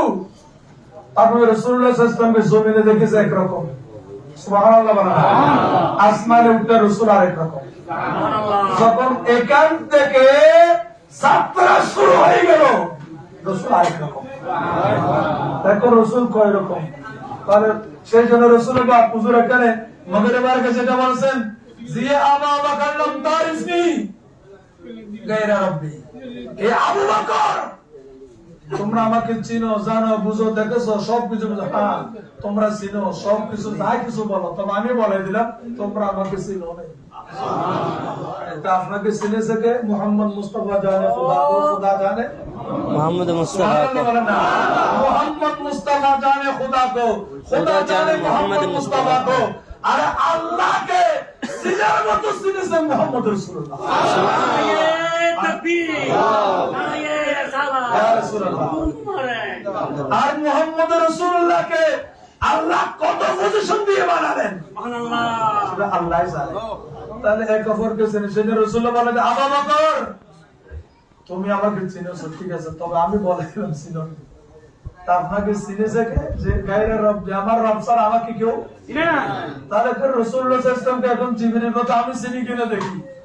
জিবরিল বলে আমি জমিনে দেখলাম একরকম, আসমানে আরেক রকম। সুবহানাল্লাহ, আসমানে আরেক রকম। সময় আমি মুহররমের ওয়াজের মধ্যে বলেছি, হুজুর পাক সাল্লাল্লাহু আলাইহি ওয়াসাল্লাম প্রথম আসমান থেকে লামকারে যাত্রা শুরু। শুরুর মধ্যে আল্লাহ সমস্ত হামলাতুল আরশ, আরশ বহনকারী সমস্ত ফেরেশতাকে বললেন যে তোমরা দাঁড়িয়ে যাও, আমার দয়াল নবীর উপর দরুদ সালাম পড়তে থাকো, আজকে রাতে আমার নবী মেরাজ আসবে। সুবহানাল্লাহ। কিতাবের মধ্যে আছে যে বড় বড় চারজন ফেরেশতা আছে যাদেরকে হামলাতুল আরশ বলা হয়, যাদের মাথার উপর আরশ থাকে। তবে এক একজন ফেরেশতার পিএস হলো 70,000। বলেন না সুবহানাল্লাহ। তাহলে যার পিএস 70,000, ওনার কাজের পরিধি কত বেশি? যাদের পিএস হলো 70,000 পিএস ফেরেশতা, আর আমাদের মতো পিএস না, আমাদের পিএস তো মাত্র তো শুরু হয় টাকা তো মিথ্যে কথা বলে। আর রবের পিএস ফেরেশতার পিএস, এখানে তো কোনো মিথ্যে কথা। তাহলে ওদের 24 ঘন্টা কাজের পরিধির জন্য একজনের জন্য 70,000 পিএস লাগতেছে, কত বিশাল ফেরেশতা। এখন রোজ রব বলেন যে আমার মাহবুব নবী আসতেছে, ফেরেশতারা দাঁড়িয়ে যাও। সমস্ত হামলাতুল আরশ, বড় বড় ফেরেশতা যারা ছিল, তাদের সমস্ত ফেরেশতারা দাঁড়িয়ে দাঁড়িয়ে রাসূলুল্লাহকে সালাম দিচ্ছে। তাহলে দাঁড়িয়ে দাঁড়িয়ে নবীকে সালাম দেওয়া, এটা মদিনা, মক্কা, মদিনা সাহাবার সুন্নাত, এটা ফেরেশতাদের সুন্নাত। এটা তাহলে সাহাবায়ে কেরামের হাসনাত অর্জন হওয়া যায় নবীকে তাজিম করে সালাম দিলে, আর ফেরেশতার নিয়ামত অর্জন করা যায় যদি রাসূলুল্লাহকে দাঁড়িয়ে সালাম দেওয়া। সেই জন্য সুন্নিদের মধ্যে মালাকি গুণ আছে, সাহাবীদের মহব্বত আছে। এটা রাসূল পাকের সর্বশ্রেষ্ঠ আদব করে। যাদের কাছে নবীর আদব নাই তাদের চেহারা ফ্যাকাশে হয়ে যায়। আল্লাহ আমাদেরকে বুঝার তৌফিক দিন। তাদের চেহারা ফ্যাকাশে হয়ে যায় কেন? চেহারায় নূর নাই। আর এখানে আপনারা দেখছেন কত জনের কথা, কেউ কালো কেউ, কিন্তু সবার চেহারার মধ্যে নূর দেখা যাচ্ছে। হুজুর মোবারক সবার চেহারা নূর দেখা যাচ্ছে, জান্নাতি চেহারা। আর একটা ওয়াহাবি চেহারা দেখে কত যে মারাত্মক লাগে, রাখ রাখবে উঠে। কারণ এদের মধ্যে নূর নাই, নূরে মুস্তাফার তাজিম নেই। আল্লাহ আমাদেরকে বুঝার তৌফিক দান করুন। ওয়াজে সাদিরিন, হুজুরে কায়নাত যাচ্ছেন, যা আল্লাহ হুকুম দিলেন সমস্ত ফেরেশতা দাঁড়িয়ে আমার দয়াল নবীকে সালাম করে। এখানে বুজুর্গ ফেরেশতাতে একজন 260 আছে, ওরা বলতেছেন নবী আসলে আমাকে একটু বলি। সুবহানাল্লাহ, নবী আসলে আমাকে বলি, তোমরা দাঁড়িয়ে সালাম দিতে থাকো, আমি একটু বসি। এখন ওই ফেরেশতা তো জানে রাসূল পাকের গতি কত, ওই ফেরেশতা তো জানে রাসূল পাকের গতি কত। ফজিলত ওয়া জলিলত আসকার কিতাবের মধ্যে আল্লামা সৈয়দ জামাল মুক্তি হানাফি উনি এই ঘটনা হাদিসটা বর্ণনা করেন, বহেকে থেকে রওয়ায়াত করে যে হুজুরে কায়নাত সাল্লাল্লাহু আলাইহি ওয়াসাল্লাম এখানে দরশবে মেরাজ বুদে জিবরিল আন্দার দেখা পানে হাতা পর শরীরে গুম্বিদে খিজরাতুই। আল্লামা জামি রাসূল পাকের কোট বর্ণনা করতেছেন যে রাসূলের মেরাজের গতি হলো পানে হাতা পর শরীরে গুম্বিদে খিজরাতুই। ইয়া রাসূলুল্লাহ, আপনি বোরাকে কদম রাখলেন, আরেক পারালেন, আরেক কদম রাসূল আসমানের দিকে তুললেন, চোখের এক কদমে আর সাজিমুর উপর। সুবহানাল্লাহ, রাসূল পাকের কদমের মুজিজা। এক কদমে পানে হাতা পর শরীরে গুম্বিদে খিজরাতুই। আপনি গুম্বিদে খিজরাতুই উঠে গেলেন চোখের ফুটে। আল্লাহু আকবার। রাসূল করিম সাল্লাল্লাহু আলাইহি ওয়াসাল্লাম এটা আল্লামা জামি বলতেছেন, উনি বলেন আমি দেখছি স্বপ্নে রাসূল পাককে মেরাজের হওয়ার সময় এই উনি দেখে এই ঘটনা বর্ণনা করেন, পানে হাতা পর শরীরে গুম্বিদে খিজরাতুই। এক ফলকে, যে চোখের ফলকের আগে নবী গুম্বিদে হাজার আগে। তো হুজুর পাক এখান থেকে যাচ্ছেন, সমস্ত ফেরেশতারা দয়াল নবীকে সালাম দিচ্ছেন। সুবহানাল্লাহ বলেন। এখন নবী তো চলে গেলেন, ফেরেশতারা খুব জোরে সালাম দিলেন। এখন হামলাতুল আরশ একজন বড় ফেরেশতা মানে বলেন নবীকে চলে গেছে, জি চলে গেছে, চলে গেছে। আমি তো দাঁড়াতে পারলাম না, কিয়াম করতে পারলাম না। সুবহানাল্লাহ বলেন। দেখে আমি শাস্তি কসম, দেখে আমি শাস্তি যে আমি রাসূলুল্লাহ রাসূল কিয়াম করতে পারি নাই, তাজিম করতে পারি নাই, আদব দেখাতে পারি নাই। এখানে ঘৃণা করে নয়, হিংসা করে নয়, বলেন আসলে আমি দাঁড়াবো, তোমরা একটু সতর্ক থাকবে, সবাইকে বলবো আসলে আমি দাঁড়াবো। একটু নবীর তাজিম অলস করলো, একটু অলস করলো, রাসূল পাক চলে গেলেন। বস এখানে আছে, পরে বলবো সেটা হুজুর করিম সাল্লাল্লাহু আলাইহি ওয়াসাল্লাম এখানে প্রথমে যে রফরফের মাধ্যমে হোক হুজুর কায়নাত সরাসরি আর সাজিমে গিয়ে পৌঁছলেন। সুবহানাল্লাহ, একটু জোরে বলেন না। এখানে ফেরেশতার ঘটনা কি হলো? আল্লাহ মেরাজ শেষের পরে রব ফেরেশতাকে ডাকলেন যে আমার মাহবুব যে আসছে, তোমরা কে কে তাজিম করো, কে কে মারা। এখন রব তো রব, রবের বাসারত এটা এ হাতারে সব কিছু।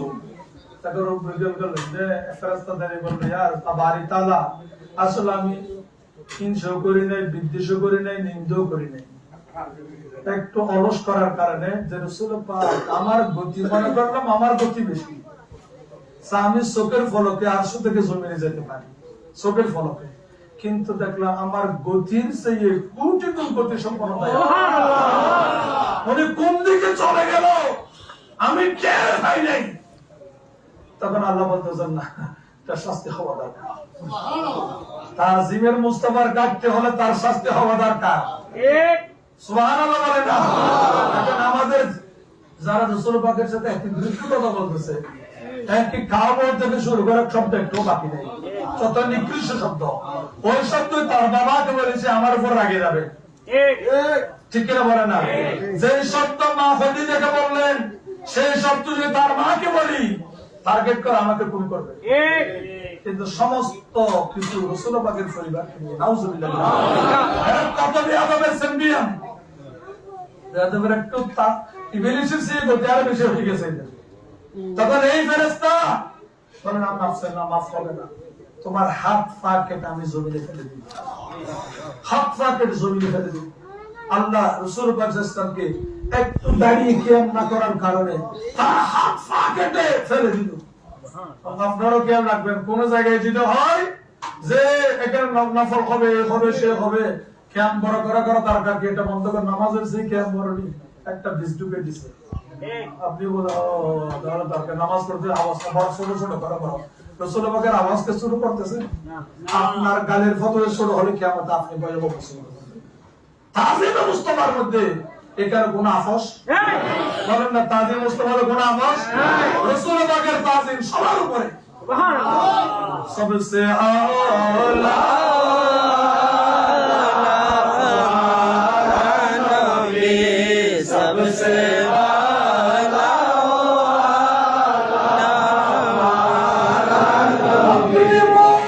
लाका प्यारा हमारा नबी दोनों आलम का दुल्हा हमारा नबी सबसे आला हमारा नबी सबसे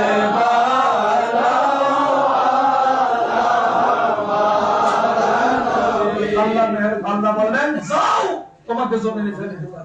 ফেরেশতা ওনাকে শাস্তি ভেবে দিলেন, জনগণ নাউজুবিল্লাহ। তাই আমার নবী প্রথমতে রফফ করেছি আর সাজিমে গিয়েছে সুবহানাল্লাহ, জোরে বলেন সুবহানাল্লাহ। মুসা আলাইহিস সালাম এখানে কোহিতুর উঠতেছে, কোহিতুর আল্লাহ ফাখলানা আলাইকা ইন্নাকা বিল আরদিল মুকাদ্দাসাতি তুওয়া। হে মুসা তুমি পাহাড়ে উঠতেছ, জি জুতা খুলে আসো সুবহানাল্লাহ। এই কোরআনে ফাখলানা আলাইক মুসা জুতা খোলো কেন? ইন্নাকা বিল ওয়াদিল মুকাদ্দাসাতি তুওয়া, তুমি যে পাহাড়ে উঠতেছো সেটা তুমি নাফাক পাহাড় মনে করতেছো, এটা মুকাদ্দাসাতি তুওয়া, ওয়াদে তুওয়া, এটা পবিত্র পাহাড়। আসলে এখনো তো হয় নাই, রাসূল আল্লাহর তাজাল্লি করবে যে, তা আল্লাহর নজর পড়বে যে আগে থেকে এটা খাস পবিত্রতা ঘোষণা দিচ্ছেন সুবহানাল্লাহ বলেন না। ইন্নাকা বিল ওয়াদিল মুকাদ্দাসাতি তুওয়া, আপনি ওয়া এমন একটা পবিত্র উপত্যকা উঠতেছেন, সুতরাং এখানে আপনি জুতা নিয়ে উঠতে পারবেন না, এটা আপনি জুতা খুলে আসুন সুবহানাল্লাহ বলেন না।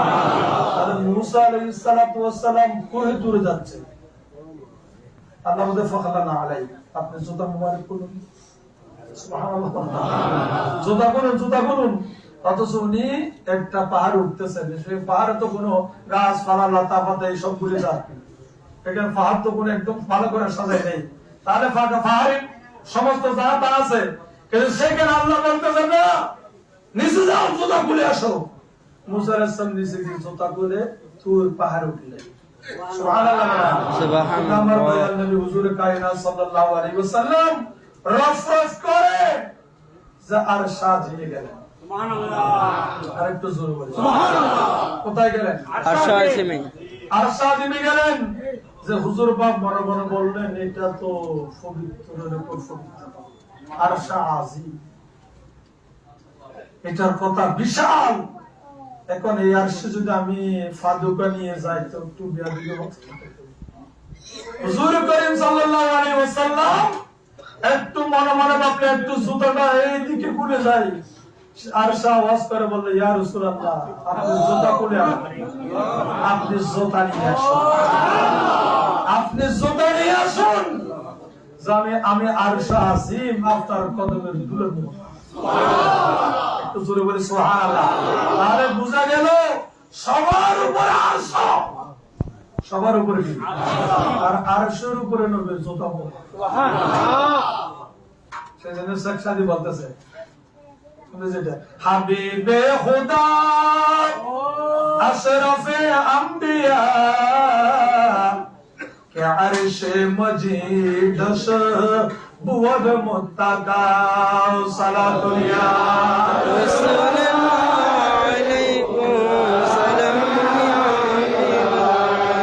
হাবিবে খুদা আশরাফে আম্বিয়া সাথে বলতেছে রাসূল পাকের পরিচিত হলেন না আল্লাহর বন্ধু। সুবহানাল্লাহ। আল্লাহর কি বন্ধু? বন্ধু আল্লাহর হাবিব। এটা তিরমিজি শরীফের মধ্যে রাসূল পাকের মানাকিবে আছে, মান ফারকু বাইনাল হাবিব ওয়াল কলিম। হাবিব কাকে বলা হয়, কলিম কাকে বলা হয়? এখানে বলতেছে হাবিব ওই নবীকে বলা হয় যাকে আল্লাহ আরশে নিয়ে যান। সুবহানাল্লাহ। আর কলিম ওনাকে বলা হয় যিনি রব্বে আরনি করে আল্লাহ বললাম তারা। সুবহানাল্লাহ। আমাকে কলিম ওনাকে বলা হয় যিনি আল্লাহকে রাজি করতে চায়। হাবিব ওনাকে বলা হয় যিনি যাকে আল্লাহ রাজি করতে চায়। সুবহানাল্লাহ। আল্লাহ আমাদেরকে বুঝার তৌফিক দান করুন। আমিন। তাকে শেখ সাহেব বলতে হাবিবে খোদা, যে রাসূল পাকের বন্ধু আমার নবী আশরাফে আম্বিয়া। সমস্ত নবীদের সম্মান আছে, এখানে সবচেয়ে বেশি সম্মান হলো আমার নবী। সুবহানাল্লাহ। এরপরে কে আরশে মজিদাস বুয়াদ মুত্তাকা। সুবহানাল্লাহ বলেন না? আপনার ঘরে আপনার যে ঘরে হেলান দেওয়ার জায়গা, আপনার বসার জায়গা, আপনি হেলান দিলেন আপনার জন্য তকিয়া জায়গা, হেলান দেওয়ার জায়গা। শেখ সাদি বলতেছেন দয়াল নবীকে চিনো, চিনো ভালো করে জানো। কে আরশে মজিদাস বুয়াদ মুত্তাকা, যার হেলান দেওয়ার জায়গার নাম হলো আরশ আজিম। তাকবীর, নারে রিসালাত, জিন্দাবাদ। বুয়াদ মুত্তাকা, যিনি হেলান দেন, বসে হেলান দেন, এটা আরশ আজিম। আল্লাহ দয়াল নবীকে কত মেহনত দিলেন, যার হেলান দেওয়ার জায়গা হলো আরশ আজিম। জোরে বলেন না? আমার হুজুর কায়নাত ইসলাম এখান থেকে বলেন যে আমি একটু সামনে যাই, এই সুম্মা দানা ফাতাদালা সেটা বলতে চাচ্ছি। আমার নবী যাচ্ছেন, রাসূলুল্লাহ আল্লাহর এত সামনে যাব, এটা তো আমার খারাপ লাগতেছে। আওয়াজ আছে আরশ আযম पे पहुंचे जब मेरे आका तो एकाएक हुआ हुक्म मौला। रब ने फरमाया बेहिजाबे आओ या नबी जी, और आपसे कोई पर्दा नहीं है, आपसे कोई पर्दा नहीं है, मेरे दिल में है इश्क़-ए मोहम्मद, मेरे दिल में है इश्क़-ए मोहम्मद, दिल सलामत है तो क्या नहीं है, मैं मदीने की गलियों में गुम हो, मैं गुलाम नबी मुस्तफा हो, मेरे झोली में क्या क्या नहीं है।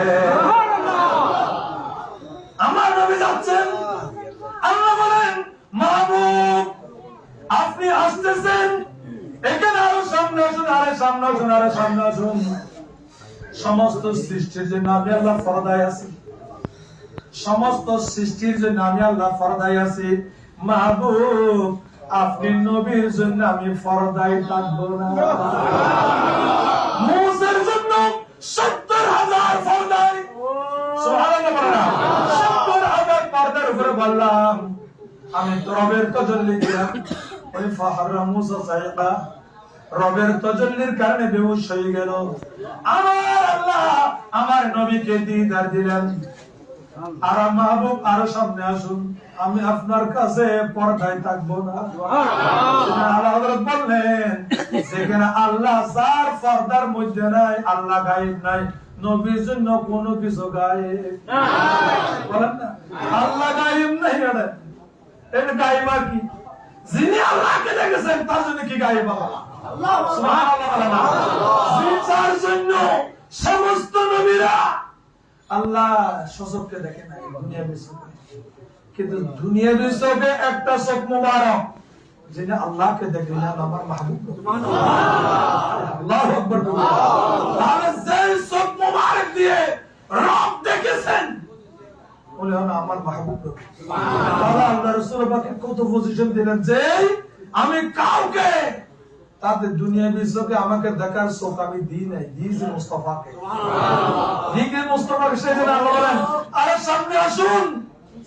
এবার আর জায়গা আছে যে ইয়া রাসূল আপনি দাঁড়ান, हमने जी भर के देखा नहीं है আমি তো মন ভরে এখনো দেখিনি হুজুর মুবারকের ইরশাদ 37 বছর 9 মাস আল্লাহ দেখেছেন আমার রাসূলুল্লাহ দেখেছে আল্লাহ বলে একটু পাবেন না আমি দেখি নাই ভালো করে আমি ভালো করে দেখি নাই তাহলে রাসূলুল্লাহ সাল্লাল্লাহু আলাইহি ওয়াসাল্লামের জিনাত নবীর জামালিয়ত নবীর কামালিয়ত এত উচ্চ মাকামে দিলেন শেখ সাদি সেটা বলে বালাগাল উলা বিকামাল বালাগাল উলা বিকামালিহি উলুহিয়তের সর্বশ্রেষ্ঠ মাকামে কামালিয়তের মাকামে আল্লাহ একজন জাতকে পৌঁছে দিলেন তার নাম হলো মুহাম্মদুর রাসূলুল্লাহ বালাগাল উলা বিকামালিহি উলুহিয়তের সর্বশ্রেষ্ঠ মাকামে কামালিয়তের মাকামে যাকে আল্লাহ পৌঁছে দিলেন আমার দয়াল নবী সুতরাং এই কামালিয়তের সর্বশ্রেষ্ঠ মকাম পুরস্কার দেওয়ার নাম হলো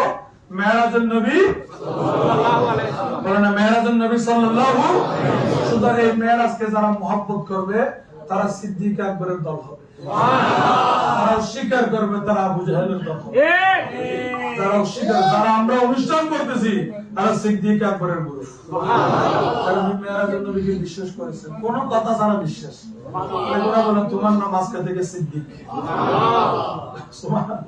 আজকে থেকে তাহলে এখানে সত্য কথা বলতে হলে সত্য কথা বললে সিদ্দিক হয় না নবীকে বেশি বিশ্বাস করলে তার নাম সিদ্দিক নবীকে যে যত বেশি বিশ্বাস করবে তার নাম তত সত্যবান রাসূল পাকের কি পজিশন আল্লাহ দিয়েছেন আল্লাহ রাব্বুল আলামিন আমাদেরকে বুঝার তৌফিক দান মেরাজুন নবীর যত ফজাইল আছে আল্লাহ যত নিয়ামত আছে মেরাজের উসিলায় আল্লাহ আমাদের গুনাহ মাফ করুন আমিন আপনাদের গুনাহ মাফ করুন আমিন সিলসিলার সকল ভাইদের গুনাহ মাফ করুন আমিন এই কথাটা আরেকটা কথা বলতে চাচ্ছি শাবান মাস আসতেছে ঠিক কি না তাহলে আমি আপনাদেরকে অনুরোধ করব যে আমাদের দরবারের সিলসিলা যেই মাদ্রাসার এই রমজানের যে ইফতার রয়েছে আপনারা মেহেরবানি করে এগুলি এলাকা এলাকায় পৌঁছে দিবেন আমিন যেহেতু হুজুর মুবারকের নামে আমাদের সাথে অনেক প্রস্তুতি আছে যে আমাদের প্রত্যেকটা জায়গায় আমাদের দরবারে মাদ্রাসা দরকার আছে আওয়াজ গুরু গুরু হলো হয় আছে না নাই তাহলে এটা আপনার 1 টাকা 2 টাকা দিয়ে ইনশাআল্লাহ এটা এক সময় সিন্ধু হয়ে যাবে বিন্দু থেকে সিন্ধু হবে সুতরাং আমরা যে যেখানে আছেন এই প্রতিষ্ঠানের জন্য এই ফাউন্ডেশন আমরা চেষ্টা করি ইনশাআল্লাহ আমাদের দরবারে যেখানে মুরিদান আছে সেই সব জায়গায় আমরা আপনার হয়তো 1 টাকার উসিলায় 2 টাকার উসিলায় আপনার যাকাতের উসিলায় মাদ্রাসা তৈরি হবে দিন তৈরি হবে যে হক্কানি আলেম ওলামা তৈরি হবে সুবহানাল্লাহ সুতরাং আমি মনে করি আপনারা মেহেরবানি করে আজকে যারা এখানে আসছেন রমজানের ক্যালেন্ডার গুলো নিয়ে যাবেন এগুলি রমজান মাসে একটু পরিশ্রম করবে সবাই একটু শেয়ার করবেন যে দরবারের প্রতিষ্ঠানের জন্য আমাদের ফান্ডের জন্য বিভিন্ন মাদ্রাসা তৈরি করার জন্য আমাদের এই ফান্ডটা দরকার আছে কিনা আমি মনে করি একটা আন্তরিক নিয়ে যদি আপনারা একটু পরিশ্রম করেন ইনশাআল্লাহ আপনাদের দিয়ে একটু পরিশ্রমের বদৌলতে আমরা মাদ্রাসা আরো প্রসার করাতে পারবো তরিকতের আঞ্জামের একটু বেশি করে দেওয়া যাবে যে আপনার মতো আপনার ছেলে মেয়ে যেন এই আঙ্গিকে তৈরি হয় সেই ধরনের ব্যবস্থা করা যাবে সুতরাং আমি মনে করি এখানে আপনি যাকাত সদকার ফিতরা পয়সা দিলে এগুলি দ্বিগুণ সওয়াব হবে এই কারণে যে আপনার এই পয়সা খেয়ে ঘুমাবে না এখান থেকে দ্বীনের খেদমত হবে তরিকতের খেদমত হবে আলেম হাফেজ তৈরি হবে সুবহানাল্লাহ সুতরাং আমি পরামর্শ দেব আপনারা এগুলি ভালো করে বিক্রি করবেন একটু সতর্ক থাকবেন শুধু আমাদের না বাইরে থেকেও যে আমাদের দরবারের মাদ্রাসা ছিল আপনি 1 টাকা দিন 2 টাকা একটা ফিতরা দিন আশা করি আপনার এই কথার দ্বারা অনেক কিছু খেদমত হবে যদি 1000 জন যদি 100 টাকা তুলি তাহলে আশা করি বিশাল একটা ফান্ড হবে এটা দিয়ে দ্বীনের খেদমত হবে সুতরাং আপনারা এই বিষয় খেয়াল রাখবেন এলাকায় দিবেন এলাকাকে মাহরুম করবেন না যেহেতু কোরআনে পাকে আত্মীয় কত বলেছেন আত্মীয়তাকে দিবেন সেটাকে মাহরুম করবেন না সাথে সাথে বাকিগুলি আমাদের দ্বীনি আদায় দিবেন এইটার মাধ্যমে অনেকটা ফায়দা হবে হক্কানি আলেম তৈরি বা হাফেজ তৈরি হবে আমাদের দরবার অনেক এতিম ও সহায় হুজুর মুবারকের জায়গায় লালন পালন করতেছেন আমাদের দরবারে ভাইয়ের একজন সাথে হাফেজ কোরআন হলে তার মুখে হাসি ফুটবে অনেক ফায়দা হবে আমি মনে করি এই কাজটা আপনারা করবেন আল্লাহ মেরাজুন নবীর উসিলায় আপনাদের এই ফরিয়াদকে আল্লাহ কবুল করুন আমিন আমিন ওয়া আখির দাওয়ানা আলহামদুলিল্লাহি রাব্বিল আলামিন আসসালামু আলাইকুম ওয়া রাহমাতুল্লাহি ওয়া বারাকাতুহু मरहबा या मरहबा या वलादत है हबीब किबरिया की कुतुबुल सलाम मुस्तफा की या नबी